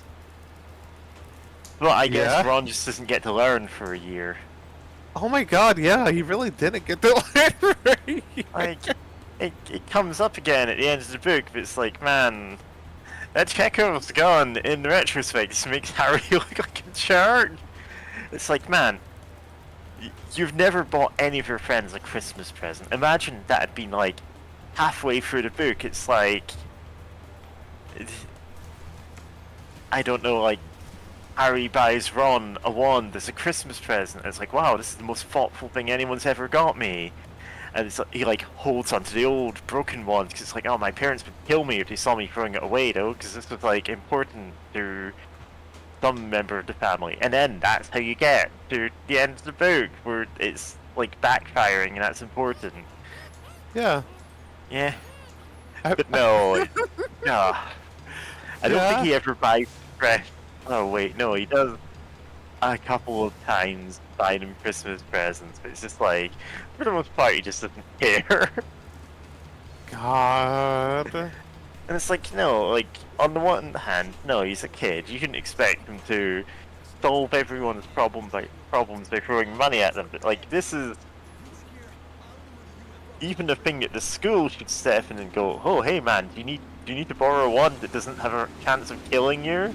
Yeah. Oh, we're racing in honey now. Yeah. I would like to point out that all of these hunter missions involve him having problems with aliens. Yeah. Yeah. And I gotta wonder if there's like a possibility of he's just some sort of asshole and they're not actually aliens and he's just shooting people. Listen, this is all set up for the Hunters spin-off. Yeah. The thing is, like, given the amount of mini games we play as other characters in Spyro's world, like, it's actually genuinely a possibility. That's what they were maybe going for. Is maybe one of these will be a breakout character. Yeah. Wait, what? Yeah. Did I do I- it right? I guess you Okay. did it right. It just fell out of the sky. Okay, that doesn't feel like I did it right. But you did, so you don't have to do it again. It's fine. Yeah. Oh, So I forgot to say thank you for listening. Yeah. What did you say, Sight?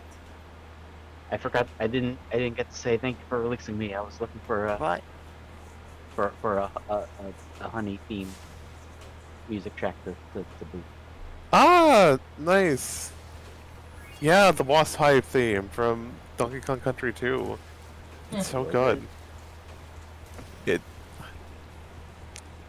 Those songs were so killer, and it's like so wild that they were on like, I'm trying to remember. Yeah, that was like Super Nintendo, and they're like absolutely marvelous. Every track in that game is good. It's all bangers. It's so good. Yeah, David Wise is pretty dang good.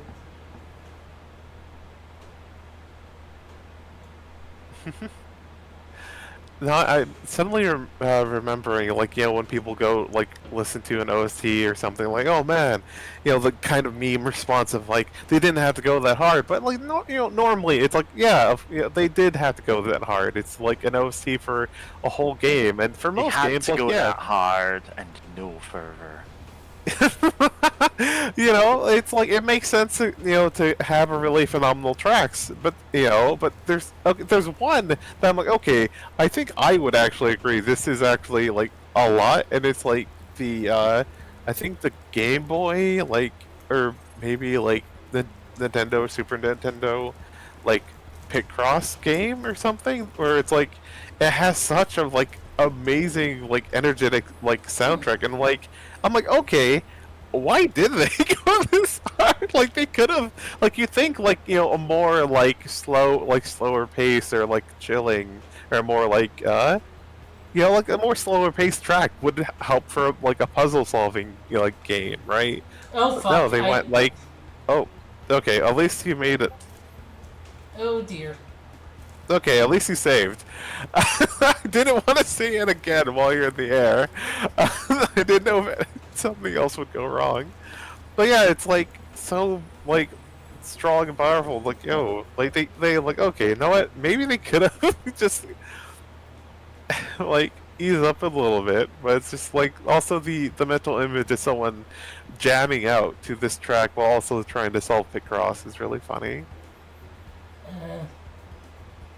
I also remember a Melody No Surname talking about weird DS games, and like one of them is like a McDonald's training DS game, and it's like has such a fantastic soundtrack for like training for training for McDonald's.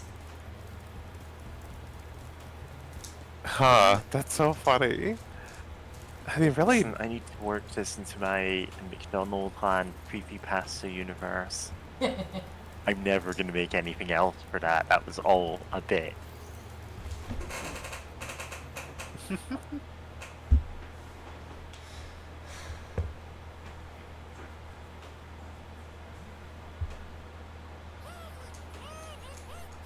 Alright, we can't do anything with the boobies in this one. Unless Hunter does stuff with the boobies. The blue food boobies.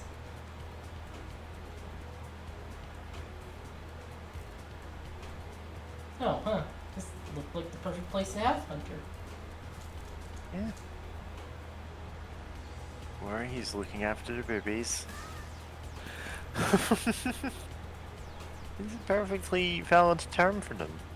It is. It's just still funny. What the birds are called. Yeah. Love birds for that, for having silly names, like the Great Tit. As like a really tiny bird, which is There's so many bird names like that. yeah, it's just so funny that it's like the Great Tit is just a really small bird, and it's like, why is this one the Great Tit? Like, is there an even smaller tit? Like, like, what are you telling me? Oh, right, I'm gonna post like I saw these drinks clusters somewhere recently, Oh my god, and there's multiple ones like this. it has all the Nice. tits. I'll just show you the like collection of all of them. Oh my god, Yeah. that rules. The Hooters and the Packers. Love birds.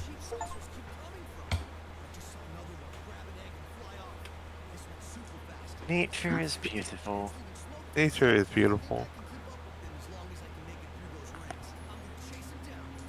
Solve by Maze Hunter. Yeah. Yeah. Oh yeah, this gameplay. Yeah. Yeah. I'm reminded of the final boss of Sly Cooper 1, where it has a thing like that, where there's like some rings that you had to jump in the middle of. Because if you try to Yeah, go Lex outside of them, you Luthor's just die. Influence is unparalleled. Yeah. God, they really did just have so many games where you fly through rings. I mean, an early, well, not exactly super early, but like 3D game with like light in it. Yeah, this is just a thing you have at some point. Yeah. Mario 64 did it, so everybody else had to do it. Yeah. To be fair, Mario 64 did it pretty damn well by the standards of these.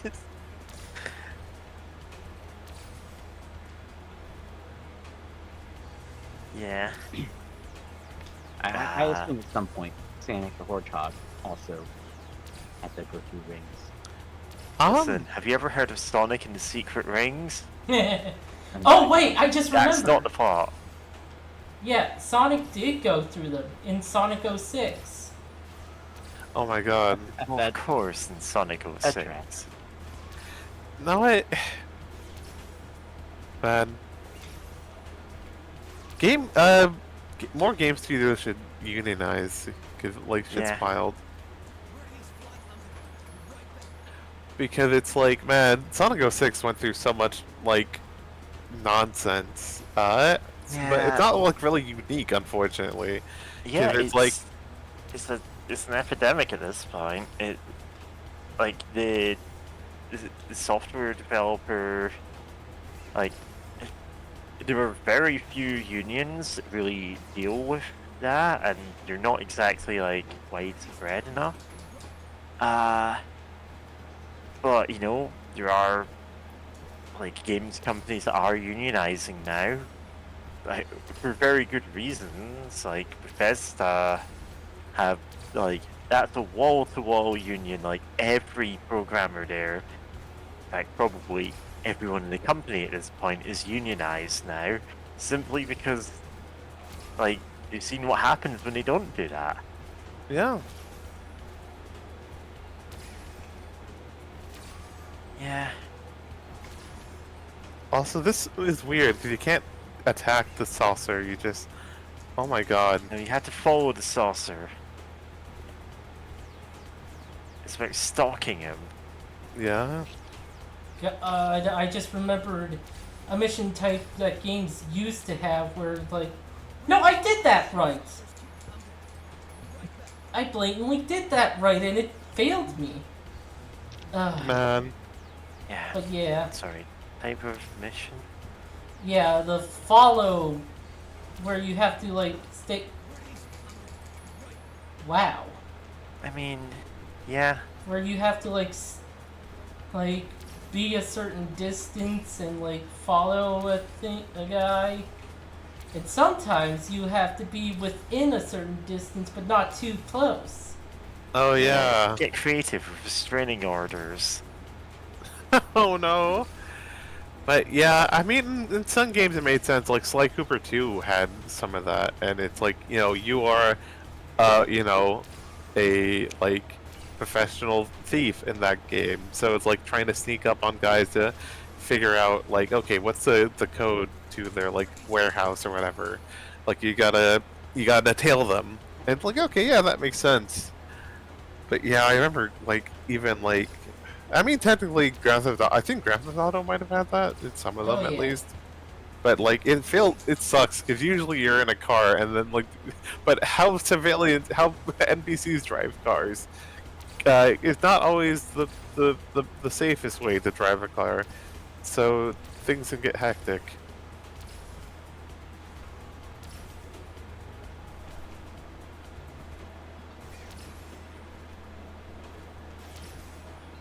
Yeah.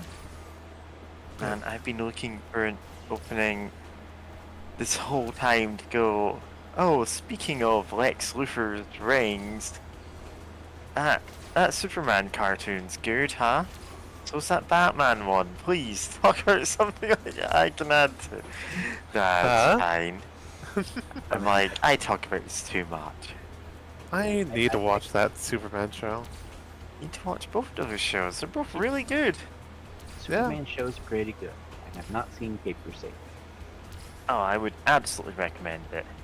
Like, I mean, people are gonna compare it to the like 90s Batman, Superman, but like, My Adventures Superman. There we go. But like, if you don't have that impossible standard, it's gonna be like it's a solid watch.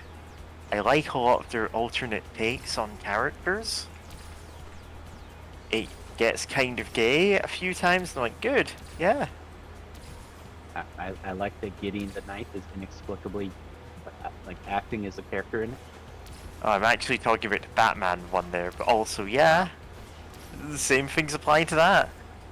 For some reason, they just have, a character who looks the spitting image of Gideon the Knight. What's her name?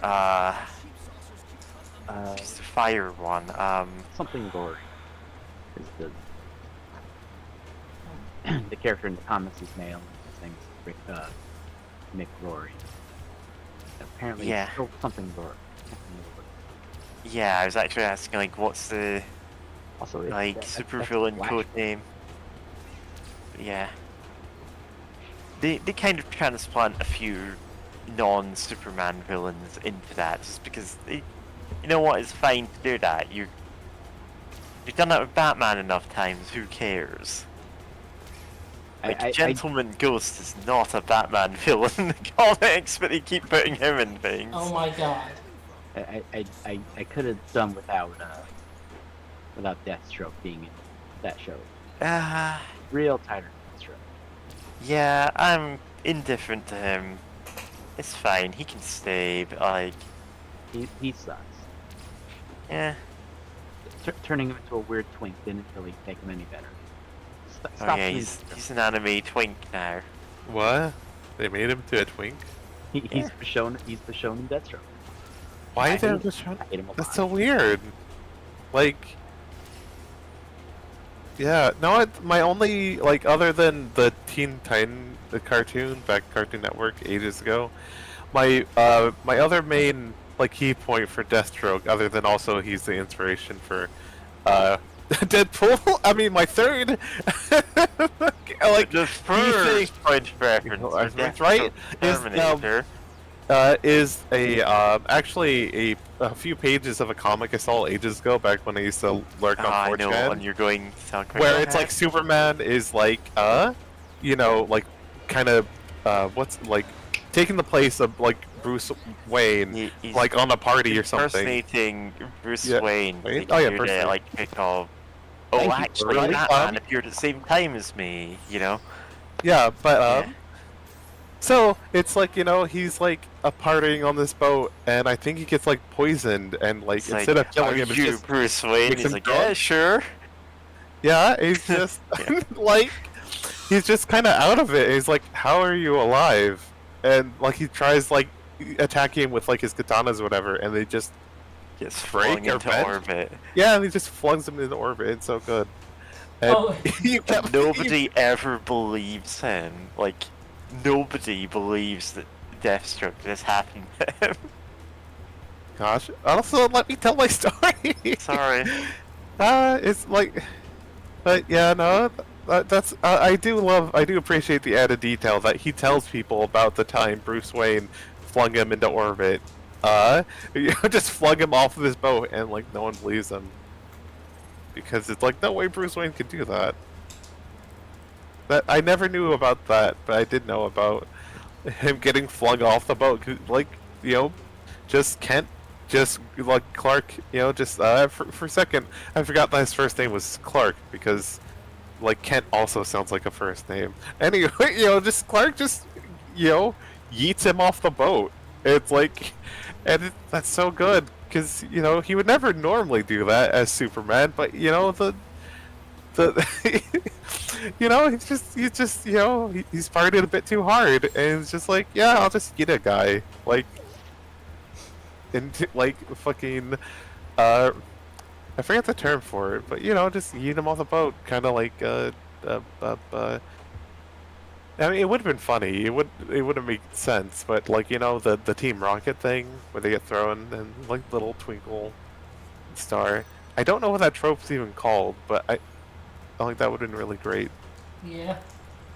I suspected that TV trope is just called the Team Rocket effect or something. I mean, that's TV tropes, but yeah. Fun.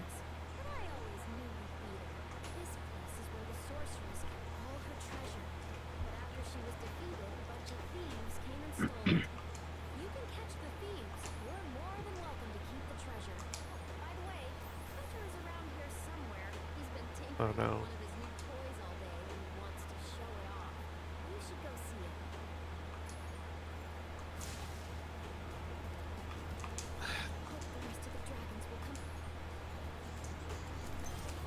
Yeah, so we're in the bonus zone? Yeah. Finally, the bonus zone. The I think super as a- bonus round.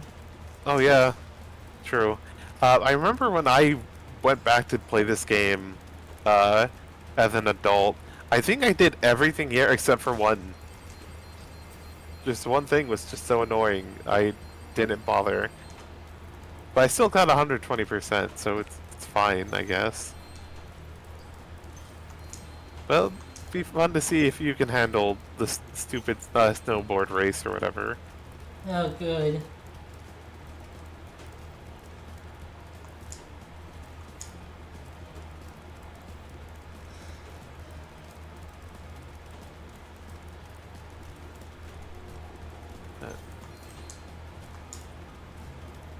So to proceed a unrelated one about someone trying to assassinate Clark Kent because he was writing like expose for the Daily Planet, and they didn't know he was Superman at all, and it's just like, oh man, I have to pretend that I'm just like dodging all these assassination attempts by sheer dumb luck. It's like actually gets hit by bullets and it's like, well, I guess I have to eat the bullets, so he thinks how to aim it. Oh my god. Yeah. That's so. I love Superman. When they have fun stories with him. Oh, speaking of, actually, there's like an episode of the 90s Superman cartoon where he crosses over with the Batman cartoon and he's like disguised as Batman and he almost gives himself away by smiling. Oh my god. Oh my. Sorry, I'm just seeing a comic Mary's posting in the voice chat of a cover where like, please do not reveal the secret of Superman's new power where he's shooting rainbows from his hands. And it's like, congrats to gay Superman and his gay blast. Yeah, I think the actual power was he can make Vinny himself.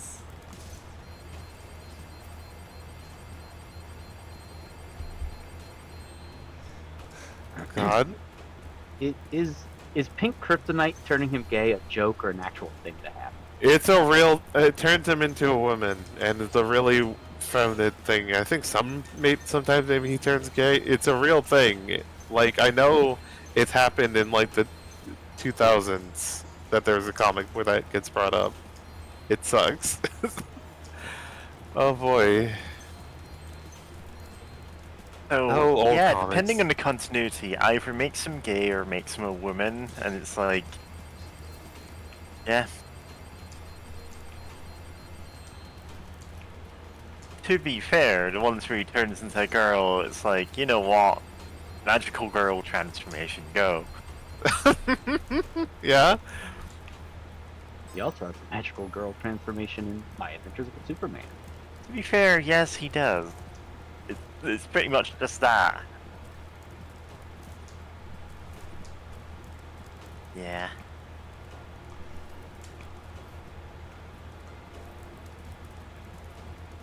But yeah, I've just posted to like a random. Yeah. Yeah. Gay Superman. Thumbnail is Superman gay. Sorry, I was already gonna post something else. Let me get this off my clipboard.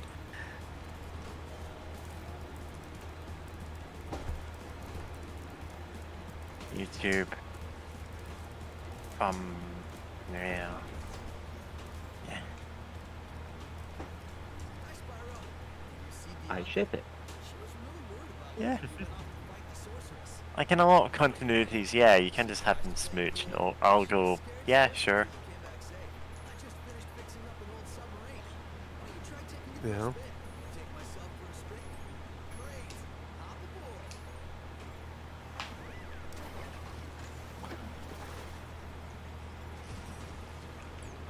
Man, I know I've already posted about the Rainbow Batman when I was talking about Batman the Brave and the Bold, where they actually had it as a cold open, Yeah? but I'll post it again. It's very fun, is the thing. Yeah. To be fair, I completely forgot it was the cold open for specifically the Emperor Joker episode, which is Harley Quinn's only speaking role in that entire series.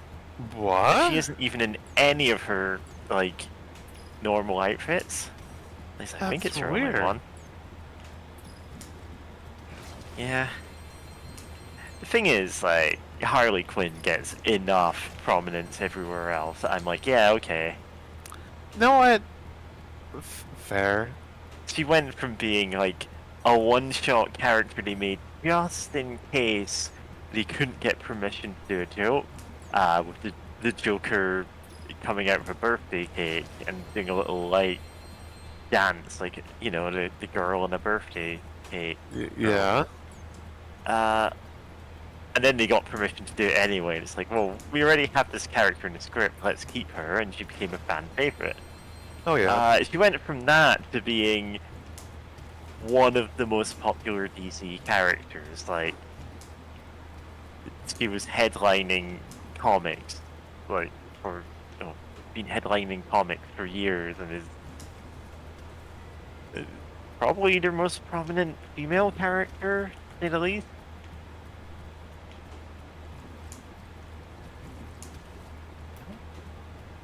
Like, Maybe. I mean, yeah, Wonder Woman exists. Wonder Woman exists, Wonder but Woman TV show once. yeah, a lot of the time they don't do much with Wonder Woman. I There's wish that one they time did. with her Smooch Superman. It sucked. Yeah.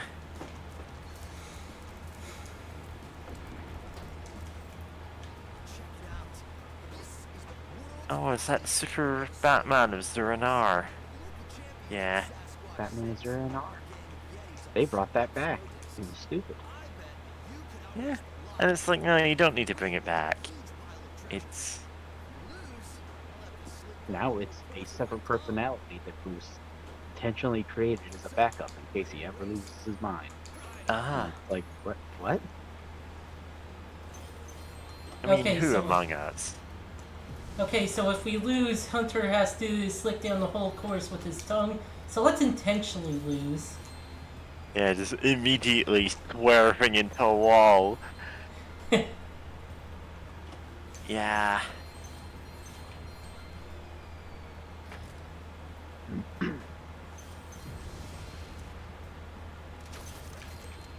I'm just gonna grab all the treasures and then actually try. That's So- actually a really smart plan. But yeah, sorry for interrupting, Mary. I still. Yeah, don't worry about it. I was gonna say, Batman Caped Crusader, definitely watch that. Like, they have a lot of different takes on characters, but generally I like them. Everyone, like, most of my mutuals are gay for the new take on the Penguin, but I'm like, he's okay. Like, they're doing something different with her, and I'm like, yeah, okay. I can Nice. accept that as a different way to do this character. I do love the new version of Harley Quinn. She's very different, but you know, Hell yeah. works for what they're going for. And honestly, like, I didn't watch the trailer for the show, so I didn't know Onomatopoeia was in it, but like, I love what they did with him. He's the character who only speaks in like sound effects, like, you know, Huh. he'll say bang or pow or, you know, that kind of thing. It sounds more like a Dick Tracy villain. He's, Like, I can't remember who his like normal opponent is, like whose rogues gallery he's usually in. it sounds like maybe early Batman, to be honest. Of just He was at one point a Batman villain, but like he's not primarily a Batman villain. I think he might be a Green Arrow one. huh. But like, generally his thing in the comics is he's a non-superpowered assassin who goes after like superheroes who don't have powers, like Batman Ah. and Green Arrow. Okay. Like he's specifically that kind of assassin. He's a hitman of that type. And they instead just made him like a more general hitman for this show. But it works. In part because like they play up the fact that like he's very silly, but he's really good at what he does. Oh, that's good. Like there's all these other like Mafia hitmen going like, oh, what do we do now, boss? And he's like, bang. It's like, oh yeah, you're right. We absolutely need to shoot there. Great job, boss. And they're all like cheering him on. It's great.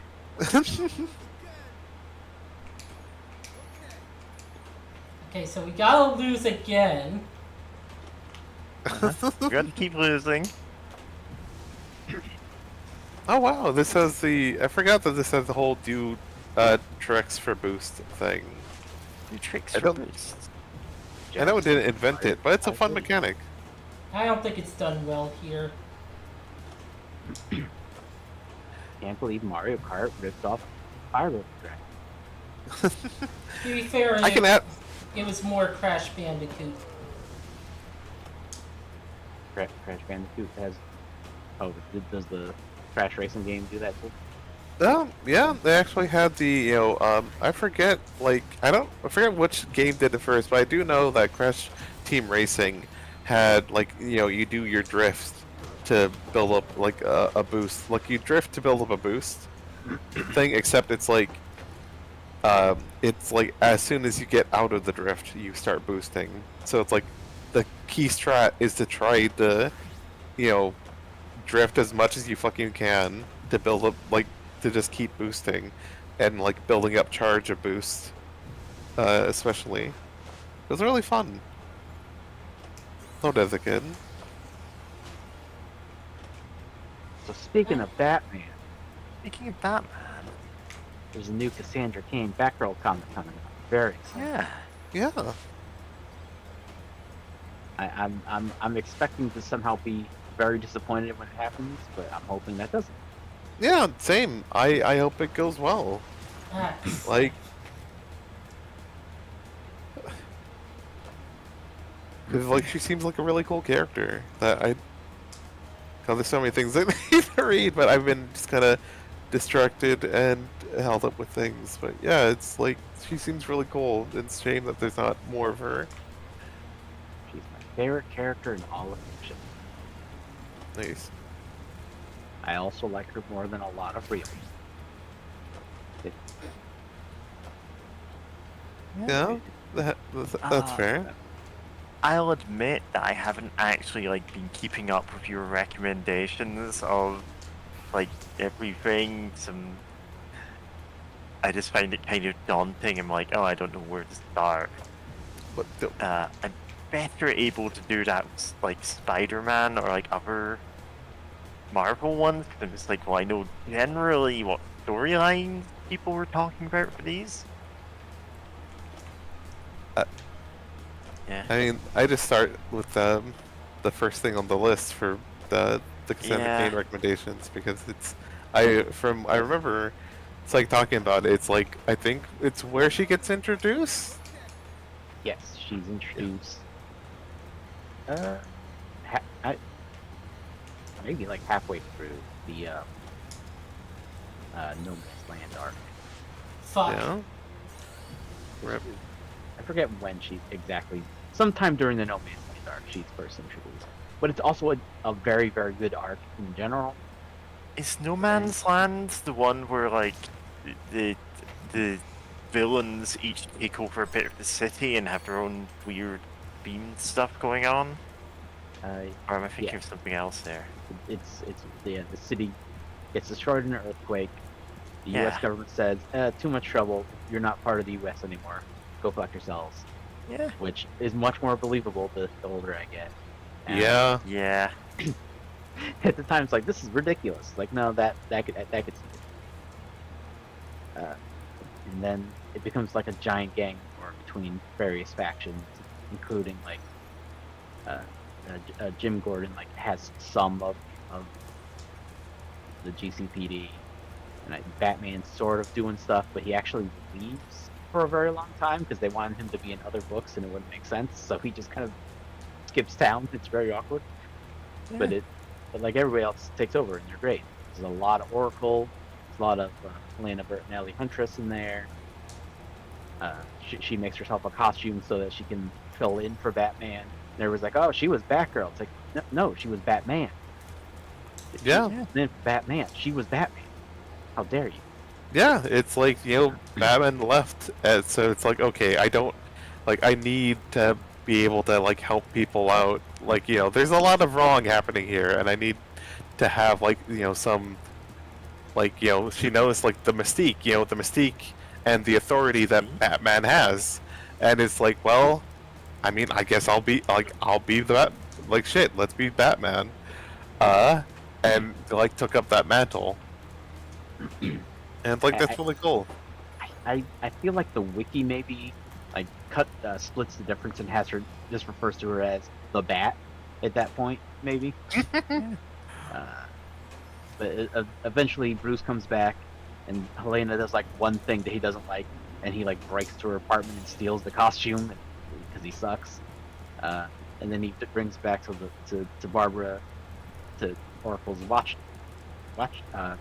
clock tower, and just kind of throws the costume at her fun new sidekick who was introduced like that issue. Is the mute girl, her name's Cassandra, which was probably a pun because Oracle. And there you go. You got a new Batgirl.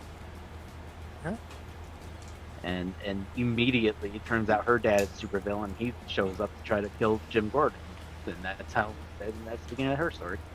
I mean, who amongst us hasn't tried to kill Commissioner Gordon at this point? Like, it's the free space in the bingo card. Oh my god. Oh, and No Man's Land also makes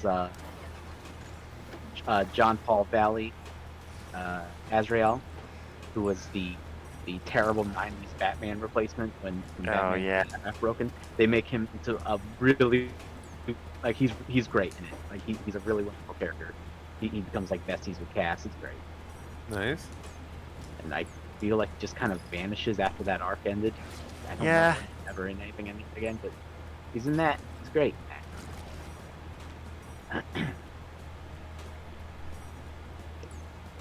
And it might be when Oracle became like a full-time thing in the Batman books, but I'm not sure.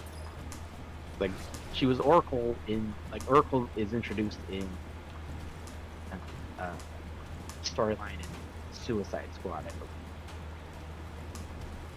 But it like didn't become like an established thing that she does regularly, I think, until No Man's Land. Which, if I'm right, No Man's Land gave us that too, and that's great. Oracle's great. Yeah. Everyone should read No Man's Land. It's pretty good. Yeah. The ending is kind of abrupt, I feel. It feels like the editorial was like, okay, just put Gotham back in normal. Tired of Yeah. I mean, Yeah. I think this would be like a really big status quo shift, or like a thing they'd have as a alternate universe or whatever, and then they're just like, no, just undo it. And like Yeah. normally I Right, hate this is the big Bane one, yeah. Or normally after Bane, these big anyway. crossover things like that, like they're almost always bad, but like No Man's Land is the one exception that I will always recommend. Like, it completely upends the status quo of all the Batman books, but it's really, really good and it's worth it. Yeah. Speaking of stuff that should have been huge status quo shifts, World War Hulk.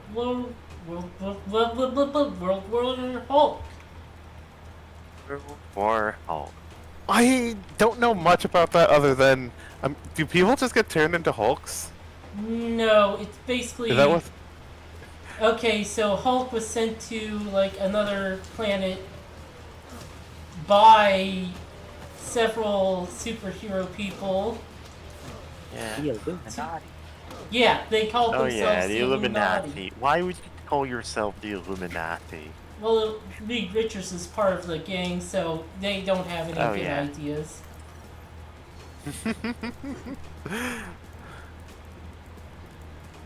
It's like sometimes the way they write Reed Richards makes him as bad as Doctor Doom. God. And that was like sometime after Civil War too. Which, oh boy, that's a whole thing. Which did cause some stuff to change, at least for a bit.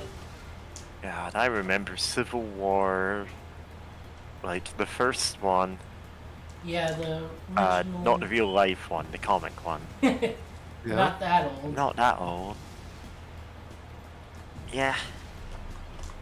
and that was a big crossover event, which like it was clear they were editorially mandated to make like, oh, both sides have a point, but one side were very much villains.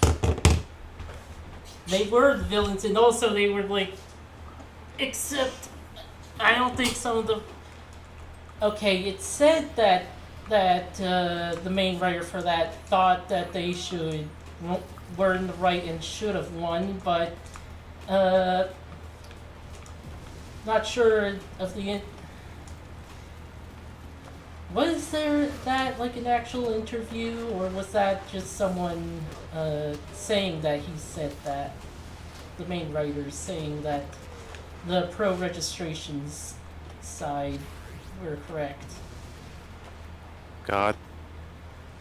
Is that not just how the story goes? Yeah, that is how the story goes. Yeah, that is how the story goes. But Even though the pro registration side does incredibly monstrous things. God, are you saying that like the writer like doubled down on it after the fact of like, yeah, no, they were in the right? That was, God, that I'm so glad I didn't watch. I stopped watching the MCU movies, like after a point, because like, man, I was like Civil War. I'm like, oh, the comic storyline that was so incredibly divisive and weird, because it's like, oh, we should have basically like the United, like, yeah, isn't Shield part, or like at least funded in part by the United States government? Yeah. So it's like we should have the United States government be in control of the identities of like all superheroes, and it's like, this sounds awful. Why would you do this? Why? What conceivable reason would you have to do this? Come I on, man.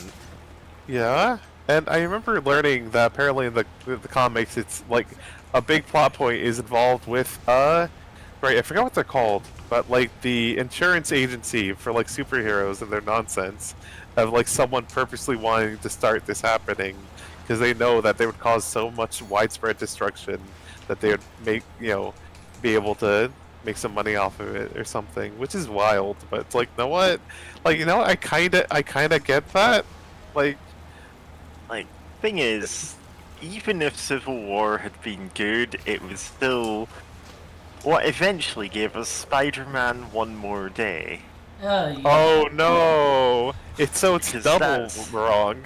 Then. Oh no, I need to hide my identity, and also, yeah, it's like, I what need are to you sell my even marriage doing, to the Spidey? devil. He Yeah. admittedly also sold his marriage to the devil to save his dying octogenarian, I think? Oh. Like, his dying aunt, who is, by comic standard, inconceivably ancient. Yeah. And the thing is, though, right, him getting his secret identity back, that's actually a completely different thing that happened during the length of time that was skipped when his marriage was being sold to the devil. Well, it turns out, just off-screen, Mr. Fantastic and... Is it Captain America that helps him with it? Like, it's two opposite sides of the Civil War go, actually, we should just agree on this. Let's give him his secret identity back. It's like, he did reveal himself in public, like, specifically as a thing, like, as a gesture of good faith, and then it's like, oh no, we should give him a do-over. Just, like, erase all reality that points to him being the same person. That's I hate It's like, comics. when you've got that and you've got Doctor Strange going, yeah, I'll help you, and it's like, no, he should be going, hey dude, you can't do this. Yeah. You're causing so many problems here.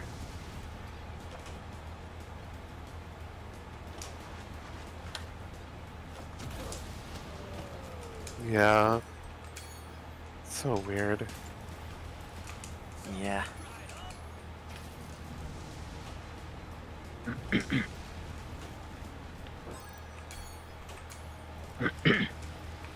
But uh, yeah. Uh, but Batman No Man's Land is where you should start if you ever want to get caught up in Syndicate stuff. And then Yeah. you can her original solo. I'll see if I can read it. I'm looking at this and going, oh, thank God, the like typesetting and stuff is actually legible. A lot of comics, even from that era, are just not. You have no idea how much of a problem this can be for me.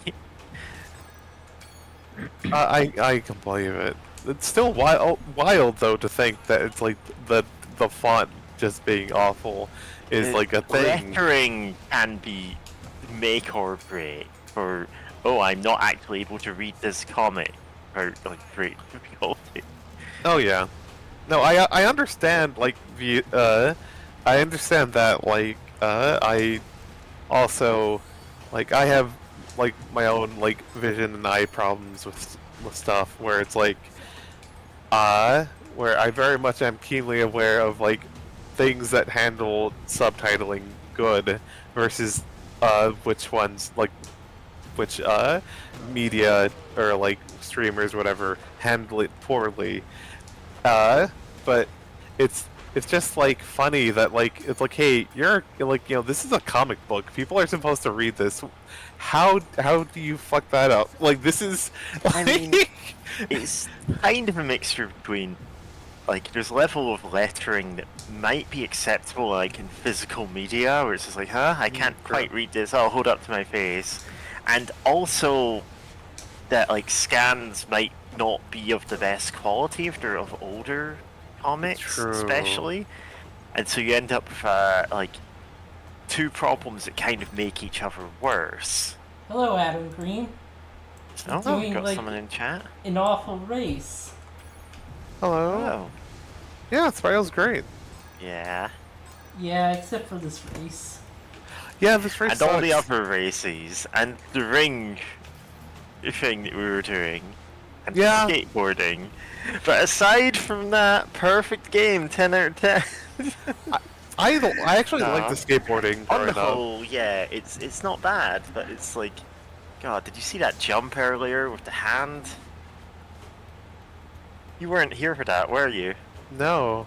The one that we were like, is there some trick to this? Do we need to look this up? It turns out no, there's just like one exact angle where you can do it. Oh And it's the no. only jump like that in the game. Yeah. Oh no. We spent like half an hour on it. Yeah, also, I'm gonna be real honest. I think in the remake of this game, they made landing some of the tricks on the skateboards even harder. Like, somehow the angling is just, it's more finicky. It's more precise, and it's like, why would he do this?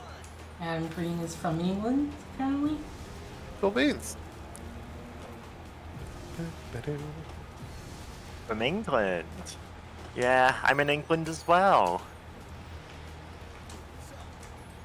Despite the accent, well, I am Scottish, but I'm living in England.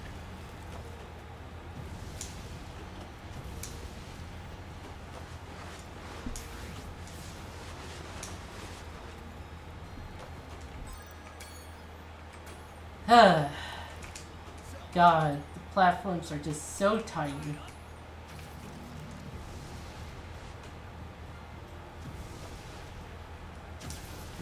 Yeah. Oh, no, speaking of video games, I don't know if we talked about it last time, but I'm so glad that I'm forgetting the name of the studios, but like someone bought like the studio or like or the staff or whatever from great, what's it called? Tango Games? Yeah, Tango Games, Hi-Fi Rush and such. And it's like I'm so glad that it's like they plan to do more stuff with it because oh boy, Microsoft sure loves just They love destroying not games. making games and not making money from their studios. Well, I mean, look at it this way. Then you'll want to by, well, is Microsoft even making games like from their own first-party I studios have no before it idea makes at its this throat? point. Because I was about to say like people want to buy their games because the competition doesn't exist. But no, I Yeah. don't know how many I games. am out, boys. Yeah. Yeah. So I'm glad they're able, things are looking better for them because, oh boy, that was incredibly rough. Yeah. Yeah, and I know there's some collective action going for like animation, at least in the U.S. I believe, because like a whole lot of animation jobs, trying to be get rid of them and such. Laid off, that's the term. Yeah, right. Yeah.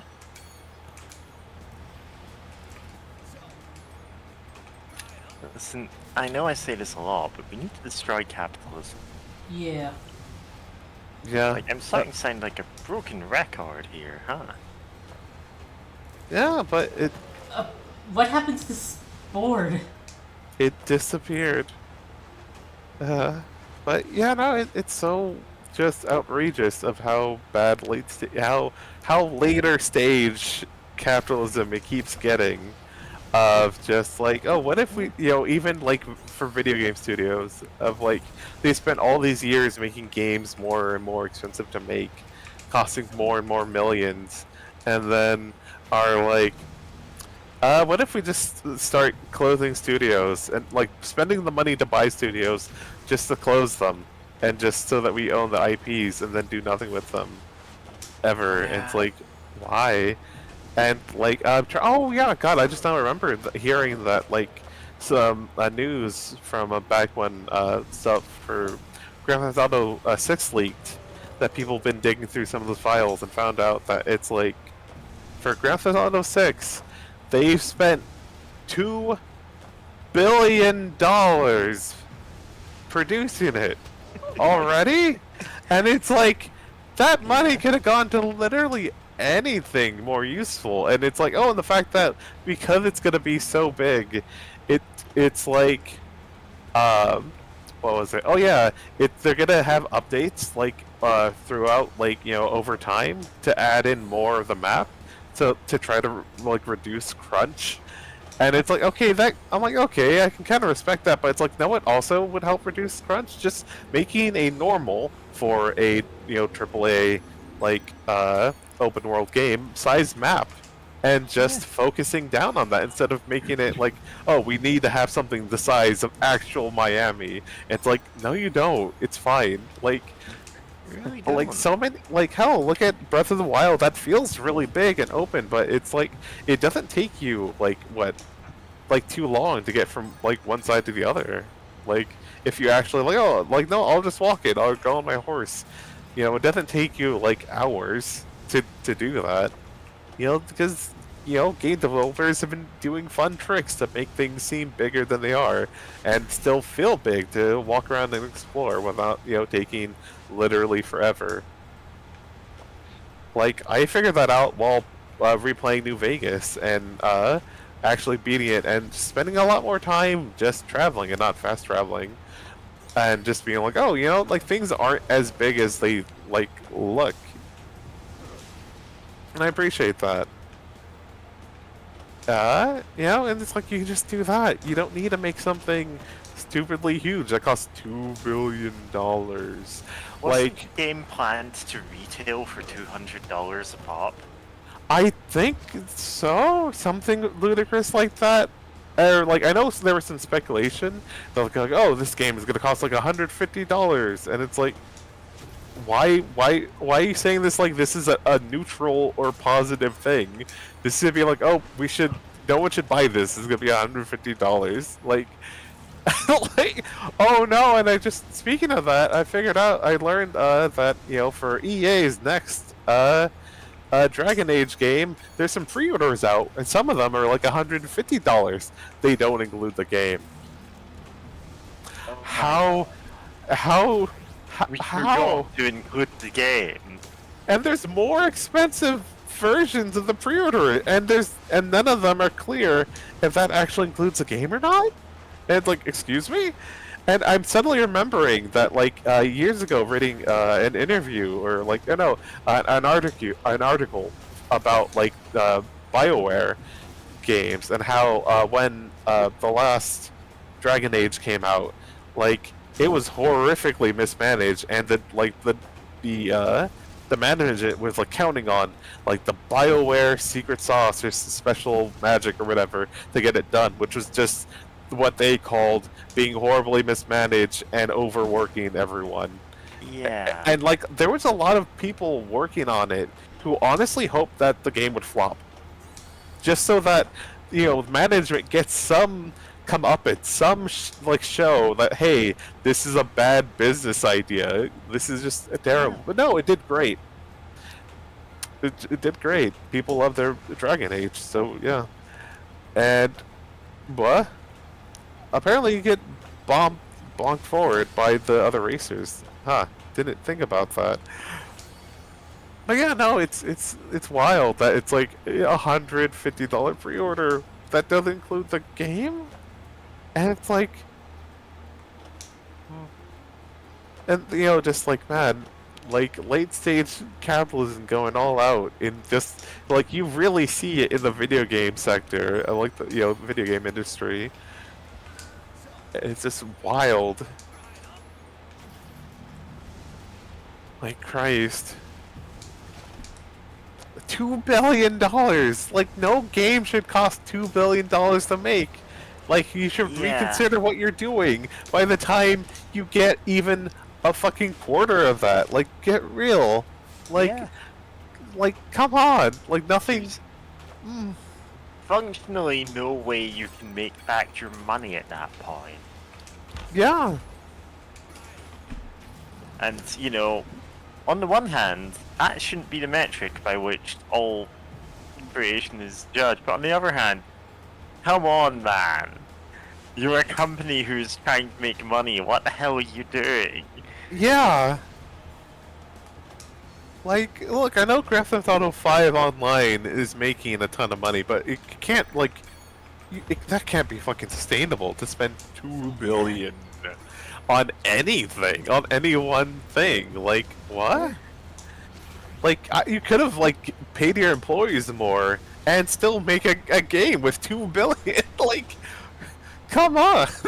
Like, it would have cost less to have a full union of every BioWare employee. Like, God, then... imagine the type of game we get from, like, people who are told, hey, listen, you're all getting, like, a fair, like, wage increase, you're getting full health, dental, everything. We want you to make the best game you can, we want you to, be, like, at the peak of your performance. Like, imagine the kind of game you get out of that instead of throwing $2 billion at we to keep rushing everything. We can make the game 100 times bigger now, because that's what the market says is profitable. Yeah. Like, yeah. It's nuts. It's like, man, why? Just like, which I'm glad I really appreciate indie games for this reason. Yeah. And it's like, like, hey, what if you don't spend $1 bajillion making a game? And then again, what gets called indie can be really weird, because like once you have like the humble bundle, the humble devs or whatever, like they all get fired and laid off. All like of them got fired. Like, that's the thing that happened. yeah, it's like once you have a company that it talks about laying off like all of its employees, I don't think you're anywhere near like. Are you really indie anymore? Like, like, what does that term mean anymore? Fire and rehire. What? Why are you doing this? Yeah. But still, it's like I know recently I played a demo. Actually, the less good version of a demo that was actually on Newgrounds for a game. Let me pull it up. Where is it? It should be here. No. Ah, here it is. Called. What is it called? Picayune Dream? I'll post it in the voice chat and and it's really trippy and tight as hell. And I want to check it out some point because again, it just looks really amazing. Oh, And it's a, open it in a new window so I can actually see this. to read the Not loading synopsis, for me.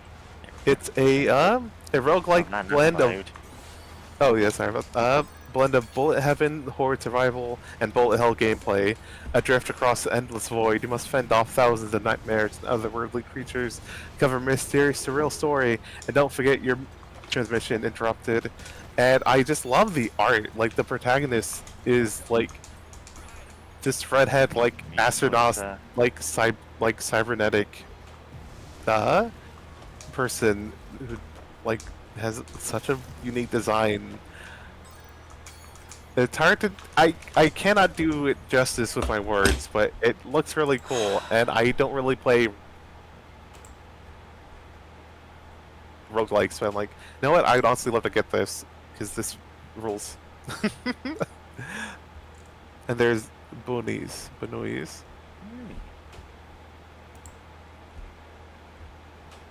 Okay. Are you looking up how a guide or something? Yeah, I thought it was. Okay, so I saw it said the skateboard level everyone hates, and I thought it was talking about this one, but no, it's talking about the one from that other level. Mm.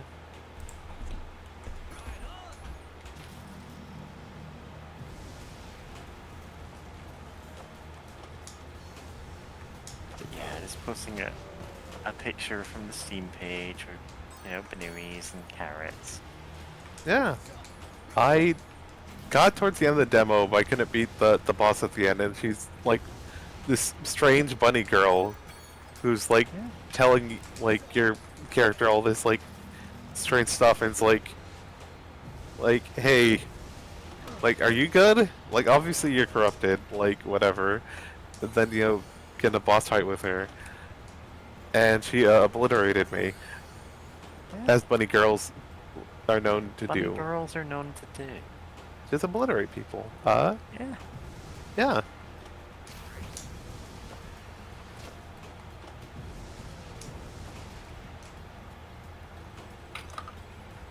Man, it's a tight game, and it's like $5.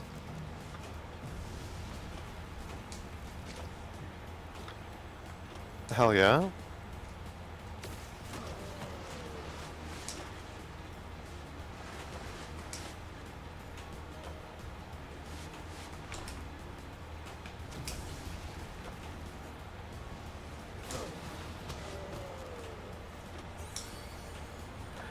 But yeah, saying, oh, sorry, got distracted because I noticed in the voice chat there's the one My Hero Academia bunny woman Oh. who yeah. I love.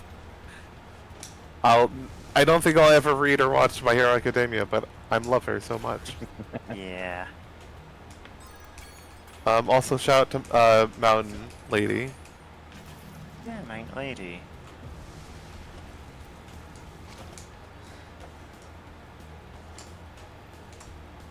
Yeah. Yeah. Giant yeah. real girl. Right? What if a woman could be big? Ask. Really big. The answer is good. Yeah. But yeah, love indie games, and I'm very glad that with has technology has advanced and such. It's there's more indie games out there, and despite the mainstream games, game studios being rancid, you still get some good stuff coming out of there. Cause sorry, I'm still thinking about 2 billion. Like, fuck, a billion is 1,000 millions. To imagine, like, for 1,000 days, which would be like 3 years, you get to spend $1 million each day.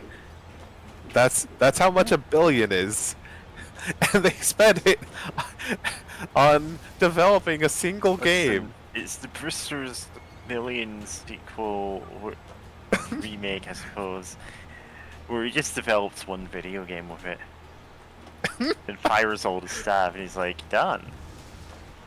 Yeah. So, Brewster's Millions, I assume you all know the premise of it, but I'm just gonna like restate it anyway, is like a What? guy Okay, inherits what like, just happened there? King Crimson. yeah, average King Crimson. Yeah.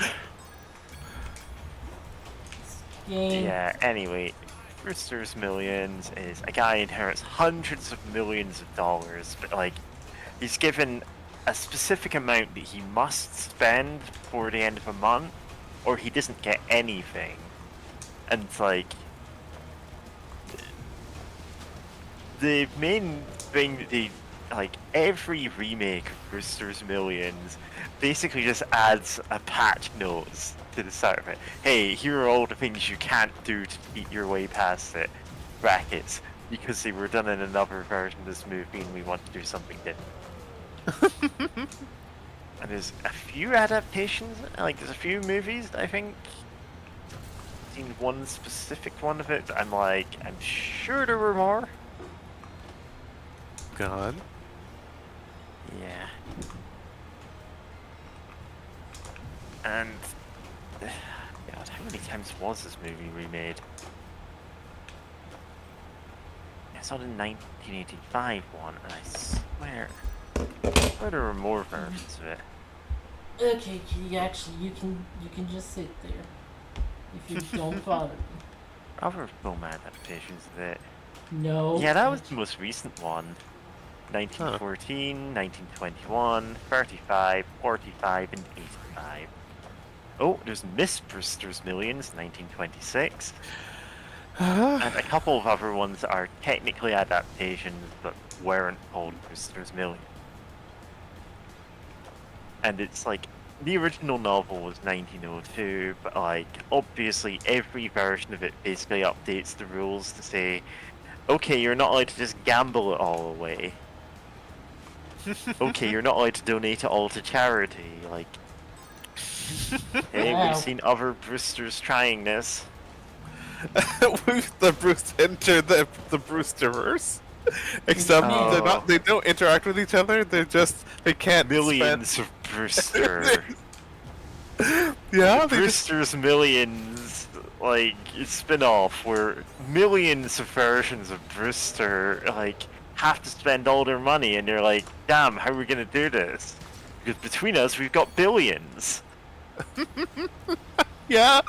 God, they have to each spend their money in unique and different ways Yeah, because reasons.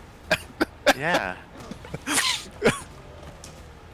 Listen, it's all in the like, all of them have the same wealthy uncle, and he's like, listen, I've got literally trillions of dollars, but I also have access to a dimensional portal.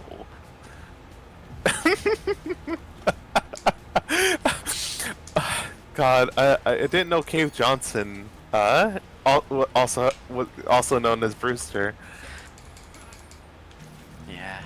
I was just, in case you don't know what I'm talking about, because, you know, this was from, Portal 2, like, for some of the advertisement for, like, the, custom levels was that, like, oh, we found out a way to get into, like, the multiverse and, like, have other, like, sneak into, like, lab designs or, like, the, puzzle designs into, like, other universes so that those chumps, like, pay the cost for making all these testing levels or whatever. Yeah, 'cause there's a Brewster in every reality, and all of them are multi-millionaires. Yeah? The Only true until the end of the universal concept? Yeah? And then there's like Shadow Brewster, who's like the evil villain of the multiverse, and he's like trying to get everyone's millions. And everyone just gives it to them. And it's like, haha, yeah. Of course, that's the easy way for us to get rid of it. And then it's like, no, no, no, this was the, like, you were tricked. He's not really a Brewster at all. I have no idea where I'm going with this. I mean, it's still fun. Like, I'm just like trying for some stupid thing from Brewster's Million, a movie nobody has cared about in decades. Nah, the 1985 version is fun.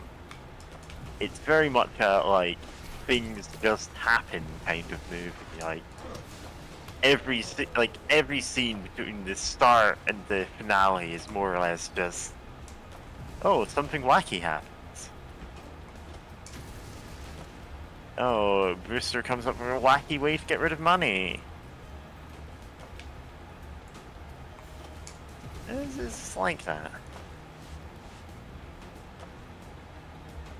No. There's a board game that felt very inspired by that, but it's like Victorian. Yeah. Did it say in Victorian England? I don't know. That, You're in England, please continue.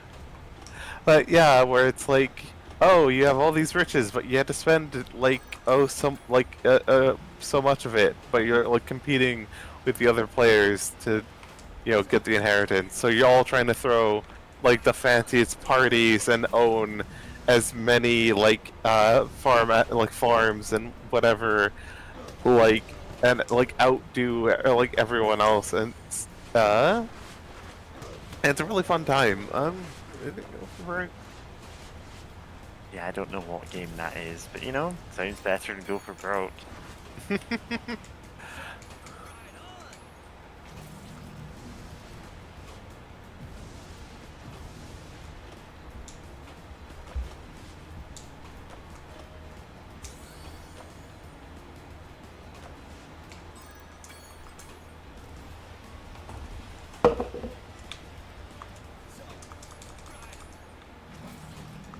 Right on.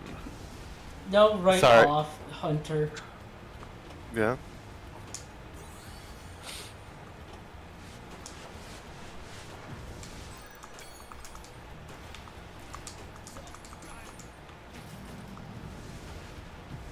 I bet the remake team did see that this was busted and wanted to try to fix it, but they had a deadline and couldn't really fix it. Yeah.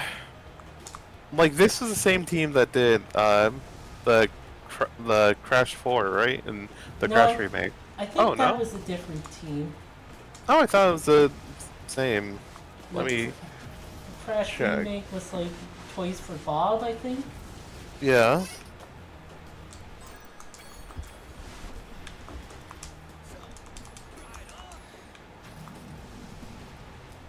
Also, I keep thinking I still need to watch Kamen Rider, but hearing Hunter say "right on" reminds me something one of their belts would say whenever you turn it on.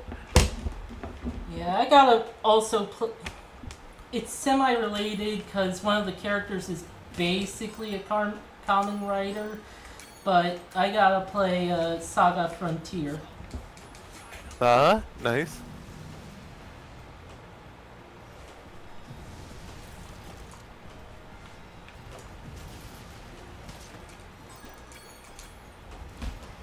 Okay, yeah, I wasn't thinking to go for broke, but it's similar if you gotta spend as much money as possible sort of deal. I don't remember the name. My ex-girlfriend had it though.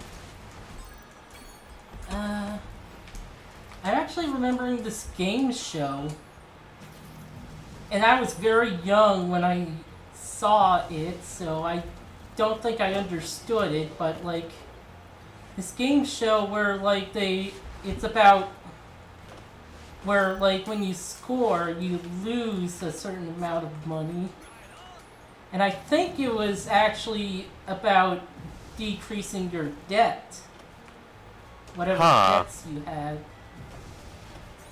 Weird.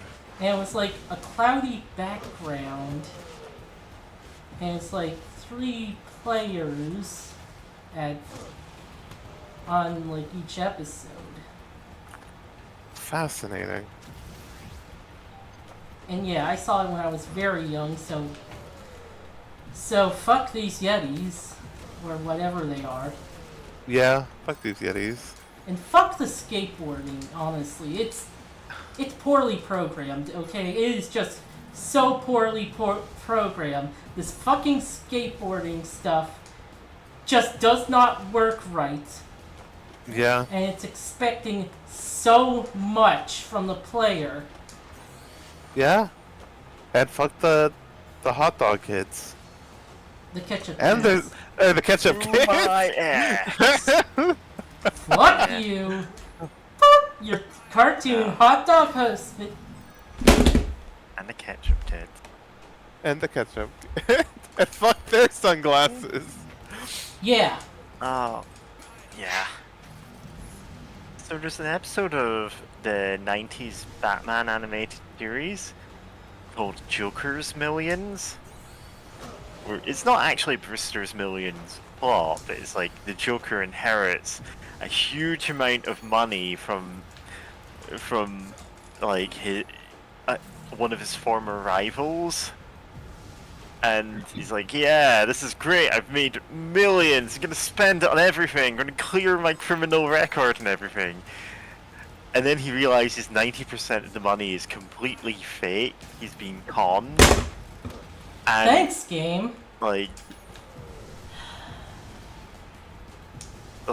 he owes, he now owes millions in taxes. Oh my god. And it's like, okay, I need to start robbing banks again. I think that's one with the line of he would like fight Batman but not the IRS. Yeah, it's like, I think the game is breaking down.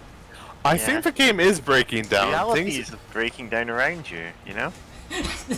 you snowboarded too much and now reality is breaking down. Yeah. Yeah. Oh, I think there's like some glitchiness, frame rate No. glitchiness. Know what? I have a suggestion. What if you like exit, like quit back the menu or whatever, or like restart the game? Like, because if it's glitching this much, I think actually just restarting the game may be the best bet. Yeah, okay. Exit level. Let's hope that works.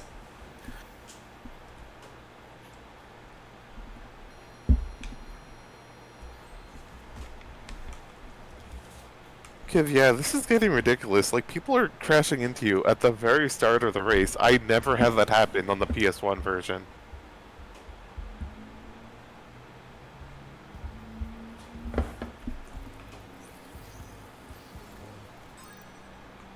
Yeah. I did link Miss Brewster's Millions. Apparently has a different take on the usual here. It's like the twist in that one being, well, actually, there's only the initial millions and nothing else, and like it's all a setup. But she doesn't fall for it 'cause she's just invested the initial money really well, and Nice. also ran over a guy slowly so he could sue her for most of the money. Oh my god. Yeah. It's like, you know what, girl boss. Yeah.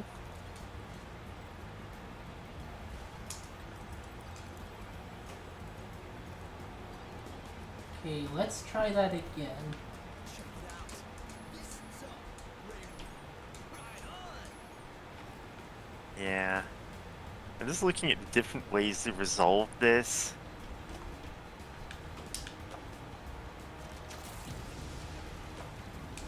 Yeah. Because there are different, like, twists at the end of each of these, because every single one of them patches the loopholes from the previous movies. Oh my They're god. not at all in continuity with each other, it's just like, well, those movies exist, so the filmmakers are going, okay, we're not doing the same cop-out they did. Here's a different cop-out.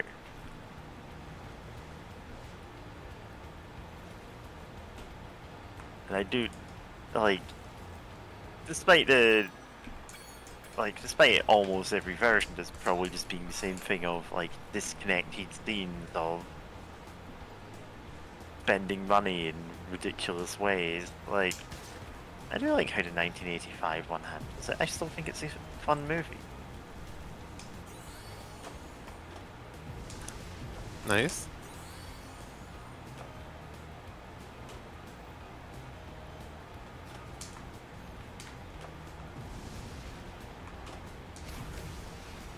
Oh my god, I just thought of a great joke. Spend the money to buy a website and run it poorly. You know what? You're onto something. We just need to pick which website. We need to pick one. There's so Yeah. many, but we like. Modern Brewster's Millions. No spending on NFTs. Oh my god, there was a musician I was listening to, right? I'm like, not like the most devoted fan or anything, but I was like, okay, I'll follow I'll subscribe to their YouTube, right? Just have fun time listening to it, and they released a song. It's like, oh, and I'm like, and like the description of it was like, oh, this is probably gonna be one of my most controversial songs, and I'm like, okay, like what's it about? And then it's like. Yeah, he has an NFT, and I'm like, what? And the song, like, this isn't his first either, and I'm like, huh? And I'm just like bewildered because, like, for real, you're gonna invest in NFTs, and then like, wait, you're investing in an NFT in the year 2024 after the bubble burst? Like, you're no longer getting grifters adding NFTs to like literally every program to do something. Now they're putting large language models into everything to do nothing useful but lie to you and give you misinformation that like someone on 4chan or Reddit put out like a decade ago.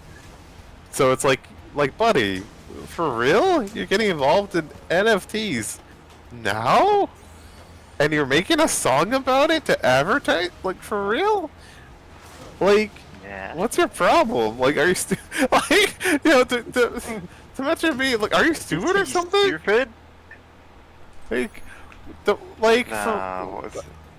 God, I normally don't like, you know, I like using insults like stupid or dumb or whatever, because grown up and hearing them. But it's like, no, what? This is something where it's like for real. NFTs now, and you're making a song about it. It's like you're not even gonna try to hide your shame of like getting into NFTs now, like after the bubble burst. Like, oh, okay. Like, it's just so wild, and it's like, well, unsubscribing from this loser. Yeah, and if you can, blocking them. Yeah. I wonder if the checkpointing for this race works like in Mario Kart, and I can just spin around around a rock to like auto win the race. You know, if it does, you deserve to win. Yeah. I absolutely deserve to win. Fuck this fucking skateboard shit. Yeah, they really fucking misprogrammed this. Like, this was hard on the PS1, but like, it wasn't this hard. It was just like a difficult race because they were so damn fast. And like, but it was, you know, performing the tricks didn't like fuck you up nearly this much. Like, God.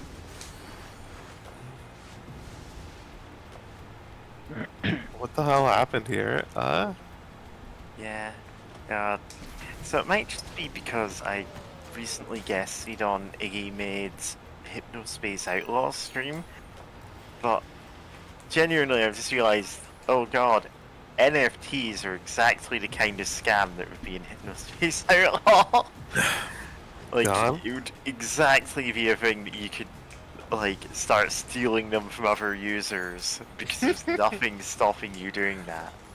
Yeah. That is really funny to think about. I still haven't played that game, but like, yeah, that makes sense. Oh no, go play Hypnospace Outlaw. Like, it's like if you grew up with that era of the internet, it's a must play. It's the well, I suppose you just have grown up with the tail end Web 1.0.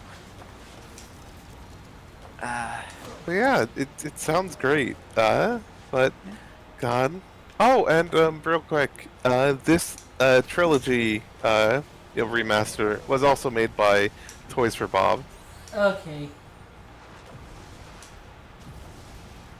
That's it. I have no idea what happened here, but I also, yeah, the idea of there being a deadline and like they just couldn't fix it in time, especially since they made Crash 4, and and then they got sent to the Activision Call of Duty mines. Yeah. No, I don't So, think yeah. they made Crash 4. They did. That was Toys for Bob. I can guarantee it's Toys for Bob. Because I know, like afterwards, I remember seeing news that they got sent to the mines. Mines of Mordor. Yeah, the fucking Call of Duty mines. God, do they keep? God, I still remember. I don't know if they do it anymore, but I still remember like Call of Duty games like coming out like within a year of each other. Like they just kept churning them out, and it's like why people why even do that? Yeah, Crash 4. Oh God, yeah. In 2020 they made Crash 4. It's about time. 2021 Call of Duty Warzone. Modern Warfare 2. Wait, oh, they did make a Crash Team Rumble, which is a party game thing. No, what is it exactly? So they got to do another Crash thing, and then Modern Warfare 3. What is it? Oh, it's Been around since the night. Did not know. huh, yeah. I hear that they just scripted Crash Bandicoot. Just in all the Modern Warfare games now. They give him a gun, he's shell shock. Oh my God. The idea of Crash with a gun is like so fucked up. It's not Yeah. even a cartoony gun. It's like a real P90, and he's like just terrified. Yeah. Like, aren't they like Fortniting it up in the newer Call of Duties now? Probably, Yeah, they're starting to copy Fortnite, where it's like you get wacky skins and wacky abilities. Like I know there's one person I follow on Twitter who posts some videos where it's like you can do a special melee kill deal, where it's like you just like vape in their face or whatever. Like you just hold like a guy's like downed or whatever, you just finish him off by like blowing a cloud of smoke in their face, I hate that. which is kind of funny, but it's like at the same time it's like it's still kind of weird. Like I remember having a lot of fun with Modern Warfare 2 and 3's multiplayer back in the day as a teen, and it's like the idea of the game, the more kind of realistic setting game being like Fortniting it up even more. Like, oh yeah, there's a gun that's introduced or going to be introduced that you turn enemies into fried chicken. I thought it was like I saw a trailer for it and I thought like, oh, this is obviously a Fortnite thing, but no, it's Call of Duty, and it's like, oh no, just it makes sense, I guess, in a business way of just, of course, Activision Blizzard King. I fucking hate conglomerates. Anyway, Activision, is gonna just start copying off of Fortnite even more and more as time goes on, because it's doing so well. So it's like, why not just copy it? It's cool. I mean, they Mike used to Jane be the School. leaders. And now Oh yeah, they.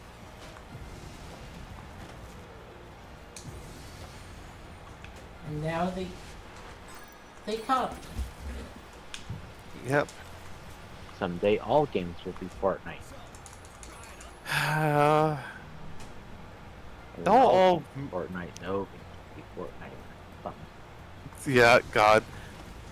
Man, the first Incredibles is so weird. Like, I remember, like, reading somewhere, like, online, like, years later, as, like, a young teen. It's like, oh, you know, like, The Incredibles has, like, some, like, objection, objectionist? Like, objectivist, like, philosophies. And I'm like, nah, like, get out of here. Then I rewatched it, and I'm like, this is really hyper-focused on people being special, and, like, the special people should be allowed to do, you know, their stuff, and like that is kind of weird. What's up with that? But like, kids, for real, what was up with that? And I'm like, oh no, like the poor superheroes are being oppressed into living like normies and not being the super special, cool people because of, you know, property damage and shit, and being sued for it. And it's like, yeah. And then, oh yeah, of course, the whole line of like, if everyone's special, no one will be, and that's supposed to be seen as like a really bad thing, inherently. And it's like, okay, what do you mean? Like, hey, what did you mean by this? Like, what do you mean by this? Like, because it's like, okay, his idea of everyone being special is everyone having access to like, you know, flying around and like weapons or whatever, which is bad, but like saying it as, you know, like no one will be special is so like weird. That said, shout out to Frozone and his super suit. That has been a meme forever and still hasn't stopped. It's still funny. Yeah. Okay. You can do this. No, I can't. You can do this. Yes, you can. Don't give up. Don't stop believing. Don't stop Trust your instinct. believing. And then it comes to black.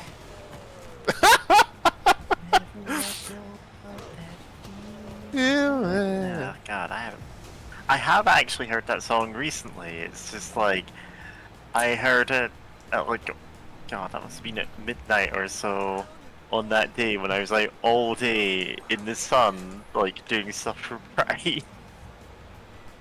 Huh? Which, to be fair, that was a lot of fun. Nice. Yeah.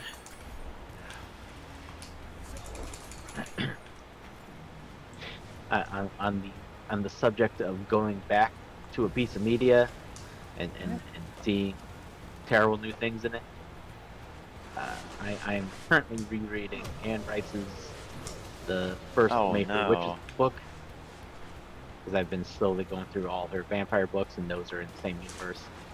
And also there's a show now, sort of want to watch it. I'm gonna anyway. And there's like a weird like anti-abortion message in the book. Oh no. Being there.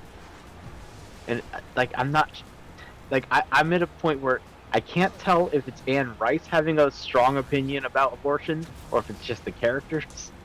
But I think it might be a bit of both. Yeah. Yeah. It is entirely possible to accidentally write stuff like that. Yeah, but like one of the characters is the doctor, and she's like freaking out about stem cell research. Basically, it's like, huh. Oh no. She's like, I see the medical benefits, and they're amazing, but also it's scary and wrong. Like, Oh. and like one of the other characters, during his 2-hour-long backstory, because I'm reading on the Kindle and it gives you like your reading speed and just how long it'll take. And it was like 2 hours for this one fucking chapter. Oh god. This is the book where she stopped listening to her editors. Oh no. You it's never want to hear that. Yeah, it's very, very infamous. After her first 3 books did real well, is when she decided, I don't need my editors. and then her book The got Order really of Phoenix long. moment. Yes, I know, different author, but like 3 books in, and then it happened. There's actually a joke about it in the second season of Interview with the Vampire, where the in-universe author of the book, Daniel Malloy, he's talking to somebody on the phone. He's like, next time, no it, because the book did so well. It's like, haha. Yeah. Next season they need to have a joke where he like DDoSes his fans for writing fan fiction. Anyway. Yeah. But the other character during his long backstory chapter, there's a point about his girlfriend gets pregnant and she wants to get an abortion, and it's the whole thing was like, well, it's absolutely her right and blah blah blah blah blah. But then he spends like 3 pages trying to convince her to just have the baby and give it to him. It's like, I don't understand why you don't get how important this is to me. Like, it's weird. It's like, I think we're supposed to like him, but he's kind of a jerk. Yeah. Yeah. And like there's much worse in these books, and I remember that. So. Gosh, yeah. That's so wild. And in case anyone like listening to this, either live or as a VOD or whatever, is like, did Anne Rice really like sue fans or DDoS fans? And Oh, yes, she did. she literally, like, fans got so worried about like fan works and like the legality of it, like after Anne Rice, because she straight up like sued people for writing like fanfics of it, and it's like, why would you do this to your own fan? Like, people who love your work. And Like, Oh boy. why? Game glitching out again. Oh my god, this accursed snowboarding. And the argument people always make is that eventually she learned better and apologized for that, but like she's still. I don't even know if DDoS is the right term for, but she sent like hordes of her fans to harass other fans. Oh, that's not DDoS. That's just Grim. John term for that. Green. I mean, I wasn't. John Greening them, you know? Yeah. I That's the forget word, apparently. if John Green did that himself, I or don't like, know. or like just some of his like fans decided to like attack anyone. Yeah. I forget that, but like Anne Rice, yeah, I'm not surprised that she just dogpile. That's the term. Like, have fans dogpiled. Yeah, Like- that sounds right. Yeah, it sucks because I really do like the vampire books. They turned into a hot mess eventually, but they were a huge thing for me in the whatever. It's probably in like middle school, I guess, or high school when I Yeah. read those. I don't know. I wasn't on the internet or I wasn't aware of her when she was doing that stuff. I don't know. It's Yeah. weird. Thing is, everything that you said, I completely forgot this part was in the book. I'm like, can you please stop telling me about the parts that are in the book? It does not sound like my thing. It probably is. Yeah. They get weird. They get kind of gross. They do get weird and gross, yeah. Like, they get weird and gross sometimes in ways that are very intentionally weird and gross. But other times, I'm not sure if she realized that it was weird and gross. Yeah. Like Some where it's like, there's some sex what? scenes in this book that I'm currently reading. Like, I don't like the way she writes these. Oh no. And I'm I don't know. Maybe she writes. I don't read like a lot of like romance books that would have like a lot of sex scenes. Maybe that's normal. I don't know. yeah. But I don't it's think also like- Anne Rice. Fair. The majority of those are bad, too. Yeah. I don't really like sex scenes in written form. I find. I'm There's actually somehow just more awkward completely that way. indifferent to them. Like, I've read enough stories in which they're in there and it's like, oh, this is more or less just filler. It's not really telling you anything about the characters. It's not... And I know that's an absurd thing to ask. It's just like... you know, like they're just putting this in the book. It's like this could be in any book. Because I've read a fair amount of, like when I was younger, I read a lot of like old fantasy books that were probably aimed at an older audience. And then I just went, man, I'm just completely indifferent now to this.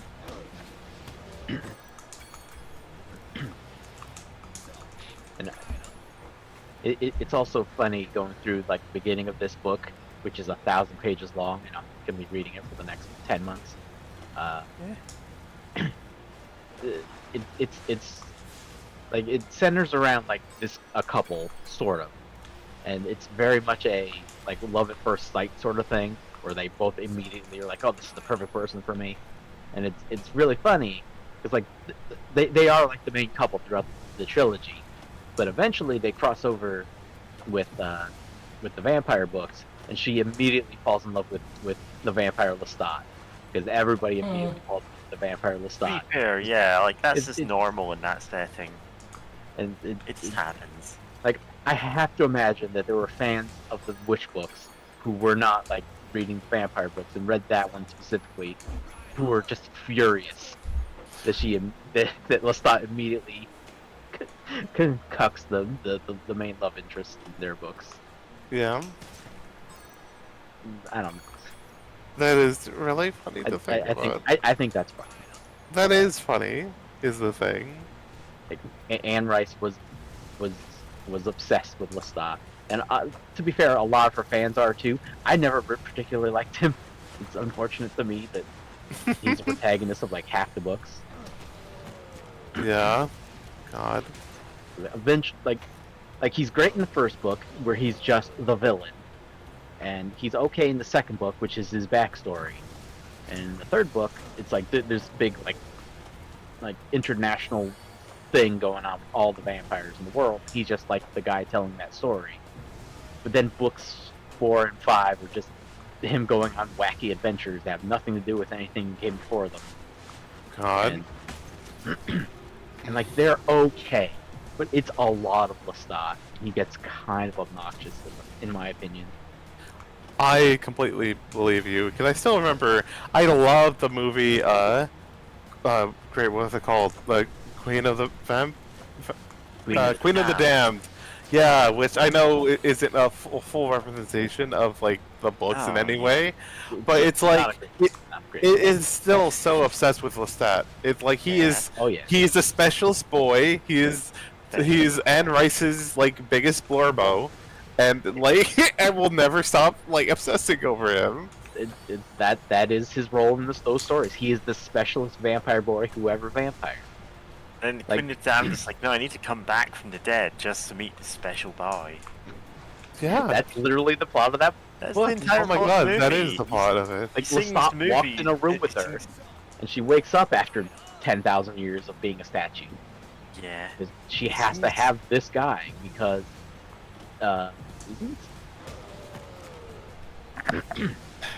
Yeah? He sings music that's voiced by Korn and some other band. I can't remember what other band that is. I remember Korn, liking the actually. music in that movie, but It's I don't okay. know Same. songs now. Like, it's thoroughly, like, passable new metal. It's fine. Yeah. Like that movie's weird because it kind of super truncates the Vampire Lestat, the book, the Vampire Lestat, Yeah. and like squeezes it in the beginning, and then moves on to the Queen of the Damned plot. And also, it's just completely disconnected from the Interview with the Vampire movie that came before it. Yeah, It's a little awkward. It feels like it's not even in the same continuity. It isn't in the same continuity. Okay, that makes sense, I guess. Like Louis not in it for one thing. Like there's like one character from who would Armand is in both movies, but Armand in Queen of the Damned is this schlubby looking blonde guy in the background who doesn't say anything, does not look or act anything like Armand. But if you look in the credits, that guy's listed as Armand. It's like, huh. I don't know. That movie's weird. And I'm sure Anne Rice hated it. She probably was very upset about it. Yeah. She apparently hated Interview with the Vampire, which was a really good movie. Because it was not quite what the book, because, you know, the book is real long compared to our movie. And also Lestat is just the villain in that movie, which is fine with me. He's best that way. Also, he was Tom Cruise, and that's funny? Question mark.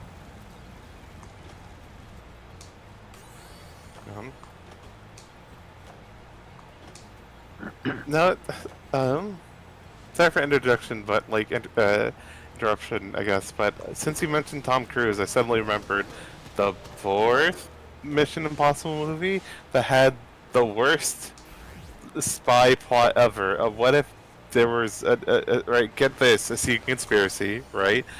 And they would capture people to put tiny bombs in their head so that they can then later blow up the bombs at their leisure and just kill the person. And all they would do is just like small enough to just basically blow their brain, but without causing any big explosions or anything, right? Like, and it was like the stupidest thing ever, because it's like, well, at that point, why not just kill them? Like, you capture them to perform surgery, the bomb implant surgery deal. Then like, why go through all this hullabaloo if you're just gonna blow them up later? So, like, I could see the thing being, oh yeah, we're using this to then like threaten and blackmail them into doing our bidding, and if they disobey us, we blow them up. If it's just, oh, now we can blow them up at any time, it's like, I mean, you could have killed them when you had them anesthetized for the surgery? Yeah. You could have just shot them during the kidnapping process? I don't know what your goal was here. And it's like, if you know where they live and stuff, you can still just threaten them that way if you want to blackmail them. But like, you save so much money just putting small bombs inside their head instead of a big bomb outside their house. Yeah? Such a bizarre story. I forget why they even, like, if they ever explained why. I know Tom Cruise's character, or I forget his name, but like the character's wife gets one of the bombs implanted in her head, and they have to save her and activate a switch to disarm the bomb so that they can remove it later. And it's like, I remember thinking the whole time, like, this is stupid. Like, this is bad. What's the point of any of this? Like, were they really just this desperate for a Mission Impossible story that they're like, yeah, fuck it, people will watch this. This is Mission Impossible. They like those. I'm just trying to I'm trying to think in my head what could be an even worse spy movie plot. Like, I mean, I feel like this happens Mission Impossible 3 with the brain bomb. oh, it's 3. Okay, I remember there being a 4th one, and I never saw that one, so my brain got confused. But yeah, it's the 3rd one, and it's like, why? Like, looking at this summary and going, explain why. Bomb. they see a bomb. Ropes, bombs. Bomb? You want it? It's yours, my friend. Therefore, Yes. rope, bombs, you want it? Oh. Oh, okay, I'm just like...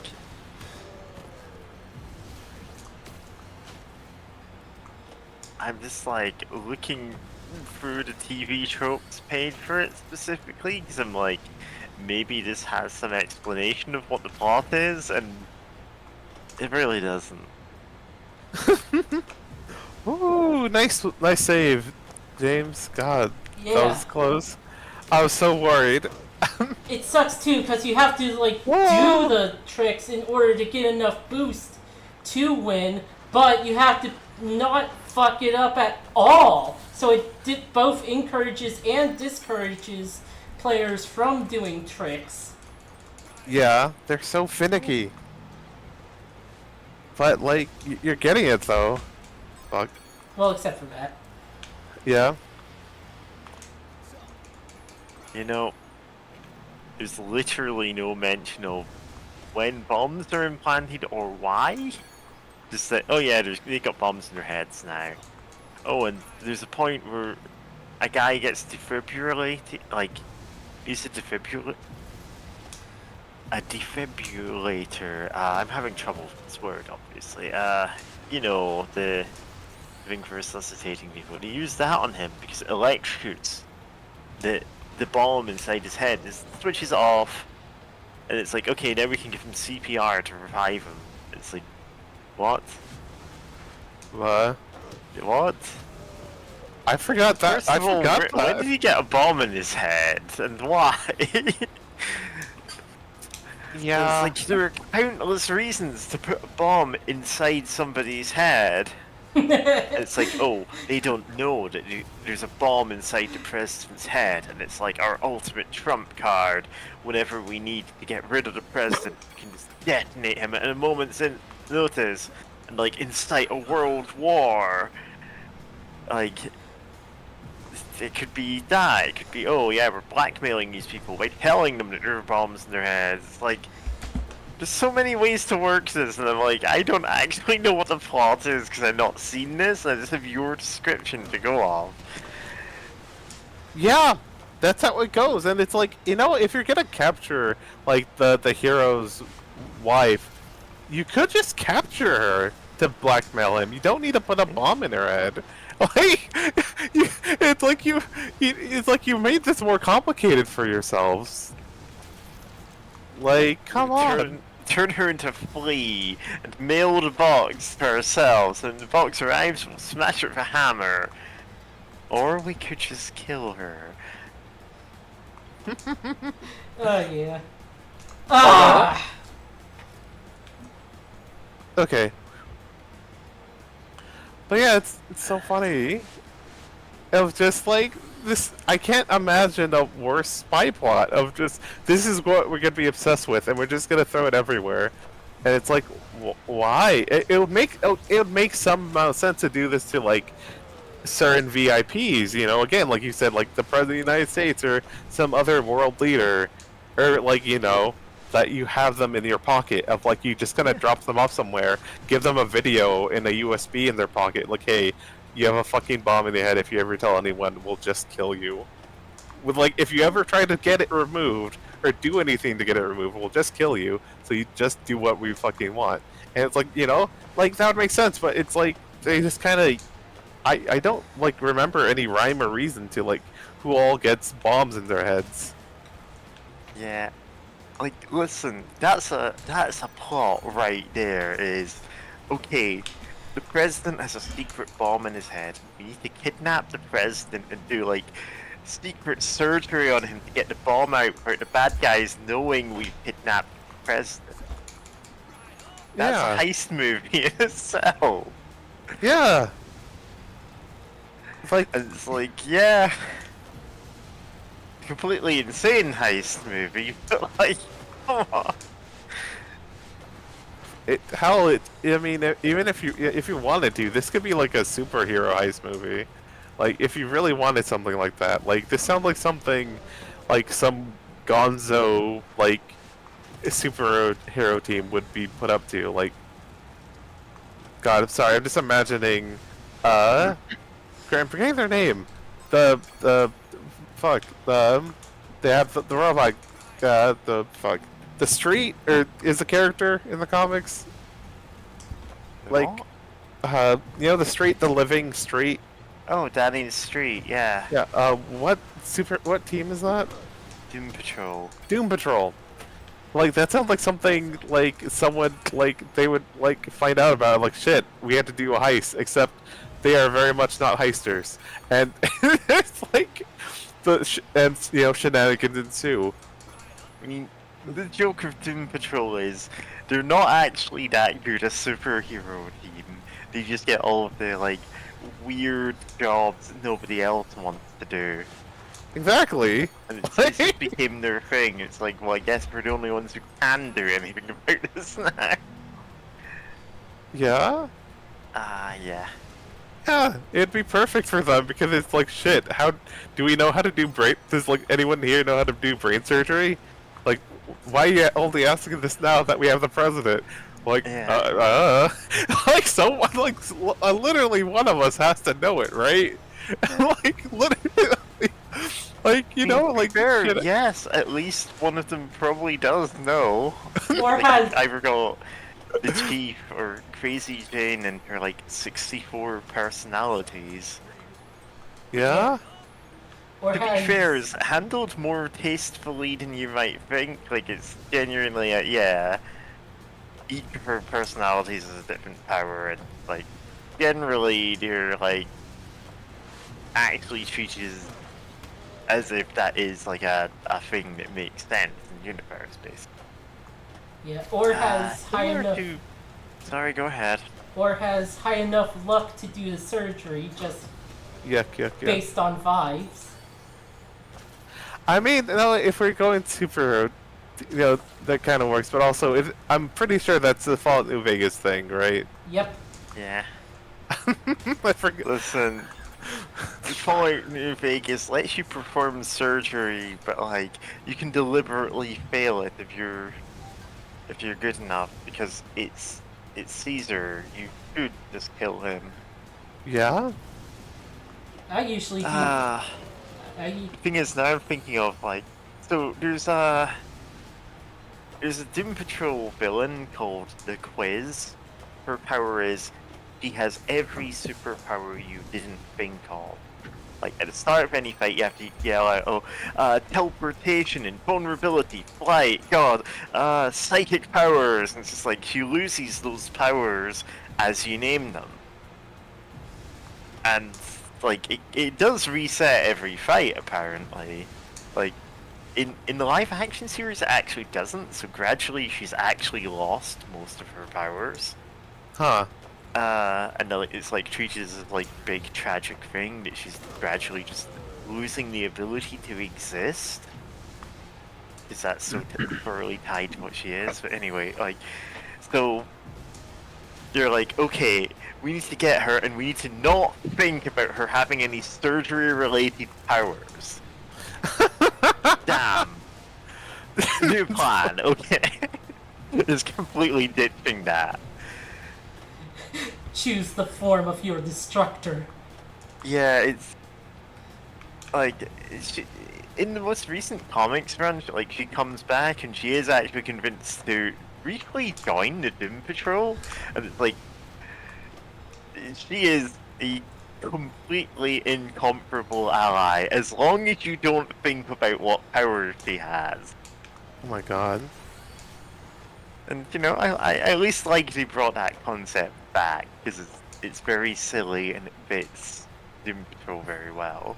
Okay, Yeah. hopefully I'm far enough. Yeah? Yeah.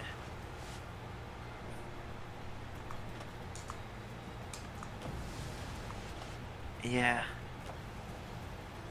Listen, I could recommend like no end Yeah. Doom Oh, Patrol okay. comic. Well, okay, just several runs of it, like, you know. Yeah? Ah, Oh. fuck this fucking, fuck the fucking corners, fuck the fucking skateboarding, fuck the fucking tricks, fuck the fucking dragon. Hey. Yeah. Yeah. No, do you want to just not do this one? Because what's your percentages? Like, there's Yeah. other stuff to do, I think. I don't know if This you've done is- everything else in the bonus zone yet. It's weird this- because it says that I need a certain amount of gems, but I don't know where else the gems are. I Okay. could have sworn there's some other mini games to do here. Yeah, but they're behind. We've got a new gem mini keys. game for you. It's called Doing Surgery on the President's Brain. Oh no. Doing surgery on the president of grapes. Yeah. They did. It's like the last Starfighter, but it's Surgeon Simulator, and we need you to do surgery on the President's brain because there's a bomb in there. Yeah. Oh. It's not terrorist plot, it's naturally occurring. God. The disease that just makes up a bomb in your head. God. Like, God, but yeah, if they're Oh my god, anywhere, are they on the spaceships? Well, maybe, how do I yeah. get the spaceships?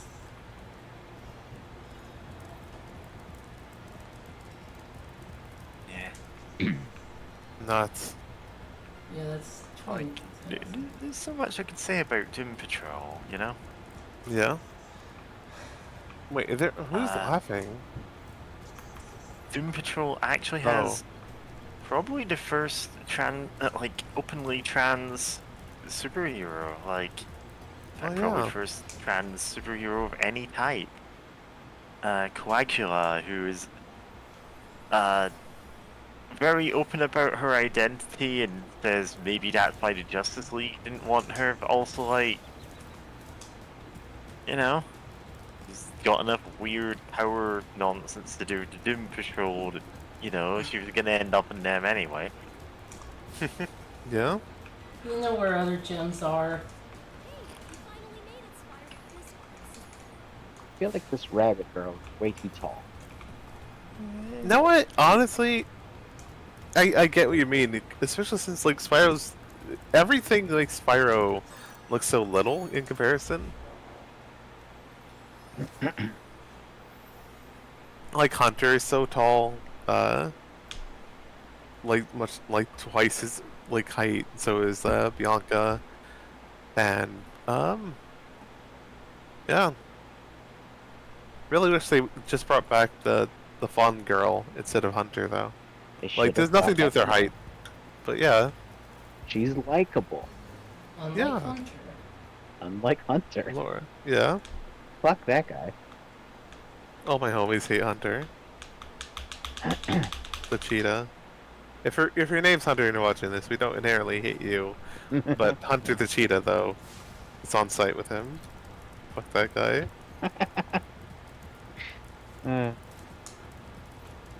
Uh, the interview with the vampire show is pretty good though, by the way. It all makes Okay, so fire doesn't affect them. Okay, I think you probably have to get a flying power up or something. Yeah. Yeah, probably. I can make a few more attempts on the skateboarding, but if we go Yeah. to time, then yeah, we're just done with this. Yeah. Like, I could have sworn there's other stuff to do. I remember doing this last or something. Or no, I think in the PS1 version, maybe you had to do this like twice, and I did it the first time, and then was like, nah, because I had enough to do the other mini games, get 120% anyway. So I was like, nah, I'm good. I'm pretty sure the second time is like a skill point. Oh no, I'd believe it. Skill points are basically just achievements. Pre-achievement Yeah. achievements. Yeah.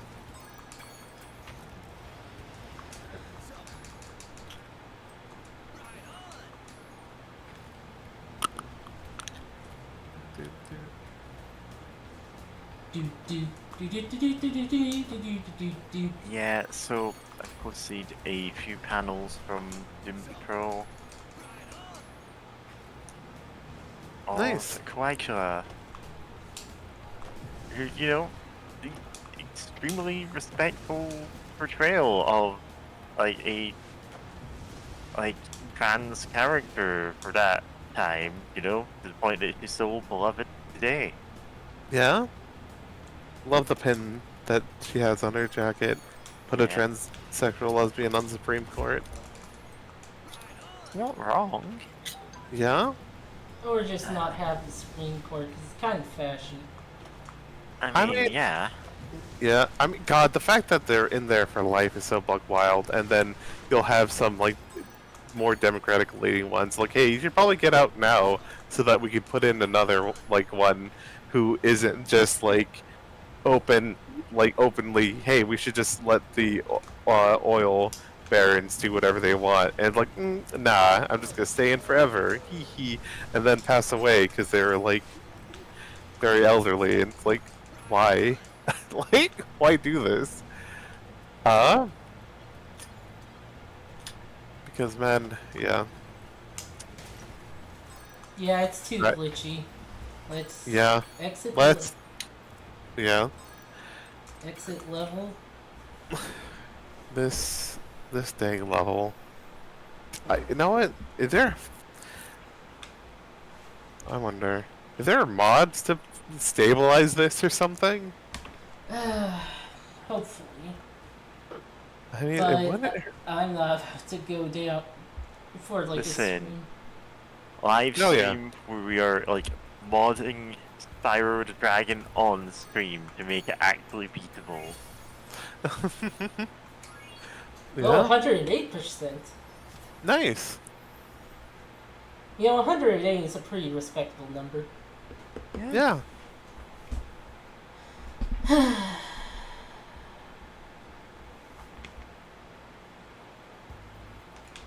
Oh yeah, that fixed it. That is way smoother.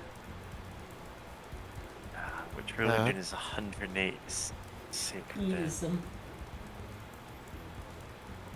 Hinduism. Oh, honestly, it's probably gonna have a whole bunch of. Oh yeah, there's multiple Buddhism, Hinduism, you know.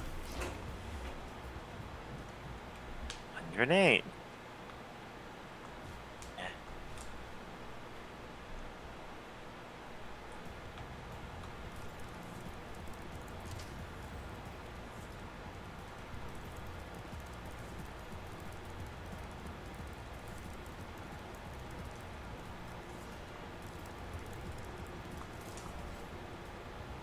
Yeah, that's so much smoother. Maybe it'll work better this time. Godspeed.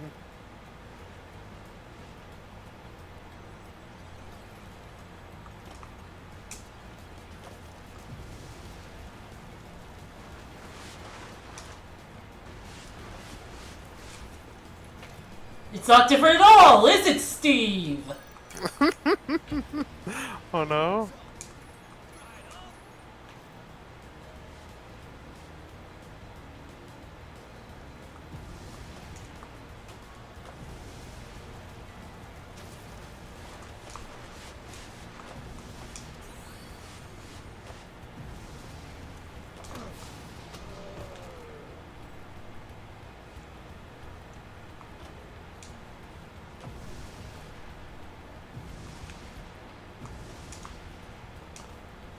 Ah, fuck. What I also don't like about the tricks is that you can't really move any other way while doing them. And if you let go of the button in the middle of doing them, that still counts as being in the middle of a trick. God.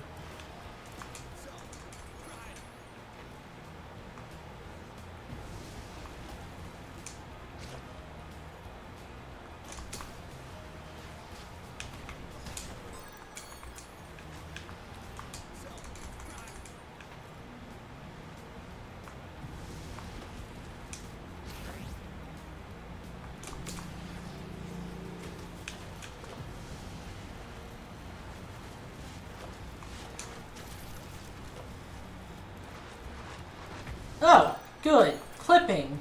I love clipping. Oh no. Especially when it somehow despawns my board. Oh. Uh-oh.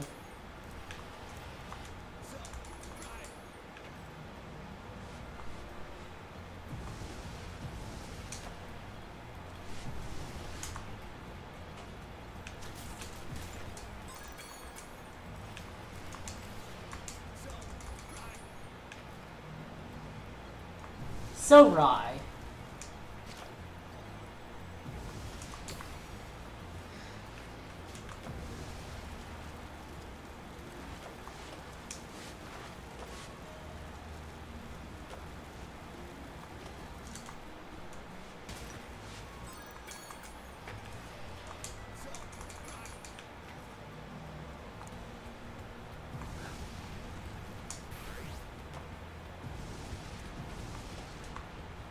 You know, I hate when the things makes the sound of you coming into contact with it, but like it didn't give you anything.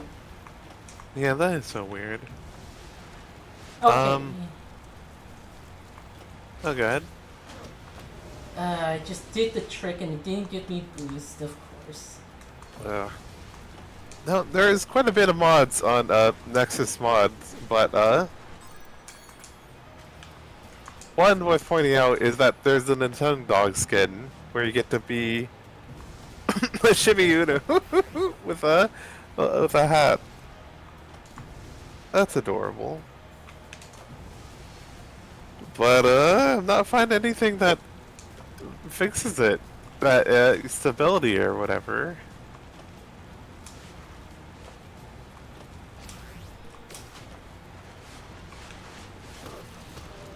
Thank you for that.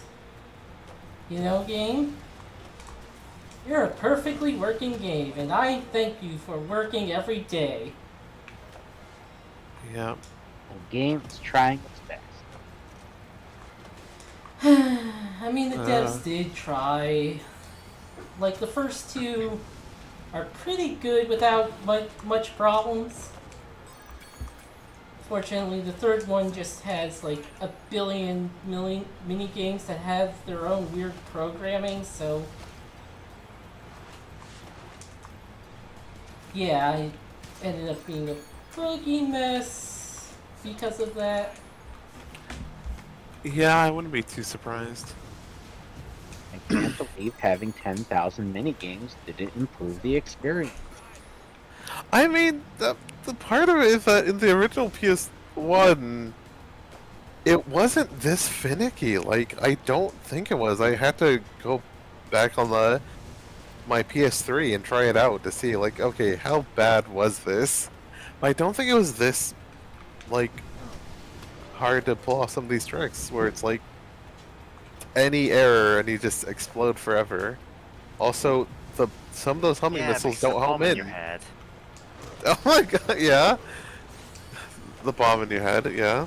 But also that some of these homing missiles or homing rockets or whatever don't actually correctly home in on their targets. One crashed right into the ground, right behind one of the other racers instead of like hitting them. No, I didn't want to turn. Didn't want that turn. Oh god. God.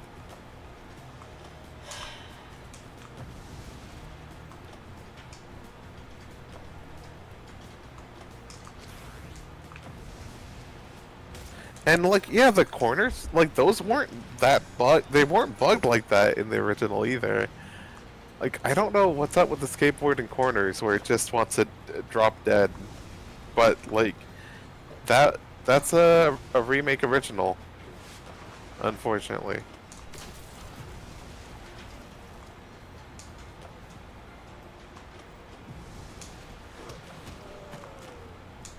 The Yeti's pushing me, making me go faster helps somewhat, sometimes. Yeah. Of course, then they push me into the ground sometimes, and somehow that just makes my board not exist anymore. Yeah, I don't get that one either. Or the special trick that they have is they push you onto the corner of the track, and then your board doesn't know what to do. Oh my god! I wonder if it's a fucking. I'm reminded of something from the Nintendo 60, the Super Mario 64, and how I need to watch the full video about it, but like some of the geometry gets weird Oh yeah. because of what's considered a floor and what's considered a ceiling, and that there's sometimes an overlap, or there's not an overlap where it stops, like, you know, where like what counts as a ceiling gets to extend far beyond like the platform it's like on. And I wonder if it's something like that, where it's like some of the geometry gets weird, because it's like you're on a part of a wall. You know, if you're on the very like ledge of a corner, or the corner of a platform, if you're technically both on a wall and on the course, and can't really quite decide which one you're on, so you don't get bonked off of it and able to try to course correct or anything. And it Alright. just, yeah. But yeah, thanks, thanks for hanging out with stream. Sorry that it did this Yeah. for some reason.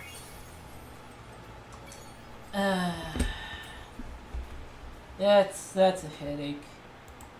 I want you to know right now, if I like do like the Crash Bandicoot, if I do Crash Bandicoot stuff, I am not going for those platinum relics. Yeah.